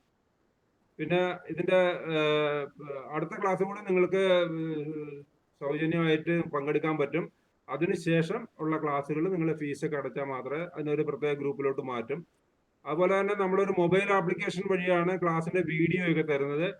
ക്ലാസ്സിന്റെ കഴിയുന്നത്ര വീഡിയോകൾ, കാര്യം നമുക്ക് എന്തെങ്കിലും നെറ്റ്വർക്ക് തകരാറ് വന്നാൽ മാത്രമേ വീഡിയോ കിട്ടാതിരിക്കത്തുള്ളൂ. അല്ലാത്ത വരുന്ന എല്ലാ വീഡിയോകളും നിങ്ങൾക്ക് ഈ മൊബൈൽ ആപ്ലിക്കേഷനിൽ ഉണ്ടാകും. അപ്പൊ നിങ്ങളുടെ ഇമെയിൽ വെച്ചിട്ട് നിങ്ങൾക്ക് അതിൽ ലോഗിൻ ചെയ്ത് ആ വീഡിയോകൾ നിങ്ങൾക്ക് കാണാം. ക്ലാസ് തീരുന്നവരെ നിങ്ങൾക്ക് വീഡിയോയും കിട്ടും. അപ്പൊ അങ്ങനെയുള്ള അറേഞ്ച്മെന്റ്സും ചെയ്തിട്ടുണ്ട്. എന്തായാലും അത് ഫീസൊക്കെ അടച്ച് പുതിയ ഗ്രൂപ്പൊക്കെ ഫോം ചെയ്തതിന് ശേഷം മാത്രമേ ഇതെല്ലാം ആക്റ്റീവ് ആകത്തുള്ളൂ. അപ്പൊ അതുകൊണ്ട് അടുത്ത ക്ലാസ് വരുന്നത് 5-ാം തീയതിയാണ്. 5-ാം തീയതി എല്ലാവരും പങ്കെടുക്കുക. പിന്നെ അതിനുശേഷം മാത്രമേ പിന്നെ കാര്യങ്ങൾ ഫീസ് അടച്ച് മുന്നോട്ട് പോയാൽ മതി. പിന്നെ അതുപോലെ തന്നെ ഇതിന്റെ ബുക്കിന്റെ കാര്യം സാറ് പറഞ്ഞിരുന്നു. ആ ബുക്കുകളും നിങ്ങൾ ഫീസ് അടച്ചു കഴിയുമ്പോഴത്തേക്ക് നിങ്ങളുടെ അഡ്രസ്സിലോട്ട് അയച്ചു തരുന്നതാണ്. പിന്നെ ഇതിന്റെ കാര്യം നിങ്ങൾ പറഞ്ഞു, അതായത് ഇതിന്റെ റെക്കോർഡിങ് പിന്നീട് കാണിച്ച കാര്യം പറഞ്ഞത് കഴിയുന്നത് നിവൃത്തിയുള്ളിടത്തോളം നിങ്ങൾ ക്ലാസ് അറ്റൻഡ് ചെയ്യുക. കാരണം ക്ലാസ് അറ്റൻഡ് ചെയ്യുന്നതിന്റെ ആ ഒരു എഫക്റ്റ് പ്രത്യേക സംശയം ചോദിക്കാനും ഒക്കെ നിങ്ങൾക്ക് ചാൻസ് കിട്ടും. അപ്പോൾ അതുകൊണ്ട് ക്ലാസ് അറ്റൻഡ് ചെയ്യുന്നതിന് ഫസ്റ്റ് പ്രിഫറൻസ് കൊടുക്കുക. പിന്നെ എന്തെങ്കിലും എല്ലാവർക്കും എന്തെങ്കിലുമൊക്കെ ചിലപ്പോൾ അത്യാവശ്യങ്ങൾ വരും. അങ്ങനെ എന്തെങ്കിലും അത്യാവശ്യം കൊണ്ട് ക്ലാസ് അറ്റൻഡ് ചെയ്യാൻ പറ്റിയില്ലെങ്കിൽ മാത്രം നമ്മൾ വീഡിയോയെ നമ്മൾ ഡിപ്പെൻഡ് ചെയ്യുക. കഴിയുന്നിടത്തോളം ക്ലാസ് അറ്റൻഡ് ചെയ്യുന്നതാണ് ഏറ്റവും നല്ലത്. മറ്റെന്തെങ്കിലും സംശയം ഉണ്ടെങ്കിൽ ചോദിക്കാം.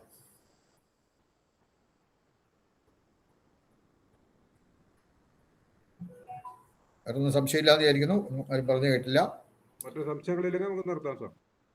അപ്പോൾ ഇനി എന്താ സംശയം ഉണ്ടെങ്കിൽ നിങ്ങൾ നോട്ട് ചെയ്ത് വെക്കുക. 5-ാം തീയതി അടുത്ത ക്ലാസ് 5-ാം തീയതി. ഇന്നിപ്പോൾ 2 ദിവസം കൂടെ ഉള്ളൂ. ഇനി ഒരാഴ്ചയും 5-ാം തീയതി എന്ന് പറഞ്ഞാൽ വ്യാഴാഴ്ചയാണോ അല്ലേ?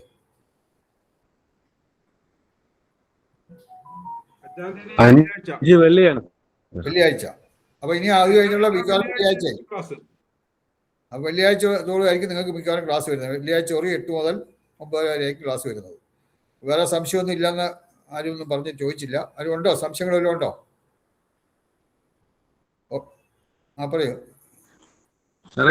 ഡിസംബറിലാണ് ക്ലാസ്. 7 മാസമാണോ? അത് നമുക്ക് മിക്കവാറും ഒരു ജാനുവരിയോടെയൊക്കെ മിക്കവാറും കോഴ്സ് കംപ്ലീറ്റ് ചെയ്യും. ഇതിപ്പം നമുക്ക് ജൂണായി. June, July, August, September, October, November, December 7 മാസം. ഒരു ജാനുവരിയിലൊക്കെ ആകുമ്പോൾ നമുക്ക് മിക്കവാറും എക്സാമിനേഷൻ വരത്തക്കൊണ്ടാണ് പ്രൊസീഡ് ചെയ്യുന്നത്. പിന്നെ ചില അത്യാവശ്യങ്ങൾ ചില കാര്യങ്ങളൊക്കെ കൊണ്ട് ചിലപ്പം 1-2 ക്ലാസ് അങ്ങോട്ടോ ഇങ്ങോട്ടോ മാറിയെന്ന് വരാം. എന്നാലും സാധാരണ 7 months ആണ്. പുസ്തകം 7 മാസം സാധാരണ 8 മാസമൊക്കെ വരാറുണ്ട് ക്ലാസ് വരുന്നത്.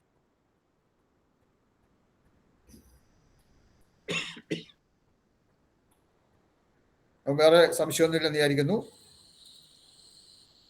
ഓക്കെ, അപ്പം എല്ലാവർക്കും നമസ്കാരം. നമസ്തേ സാർ. നമസ്കാരം. നമസ്തേ. നമസ്കാരം സാർ. Thank you sir. നമസ്തേ നമസ്തേ. നമസ്തേ സർ. ഓഫിയാണ്.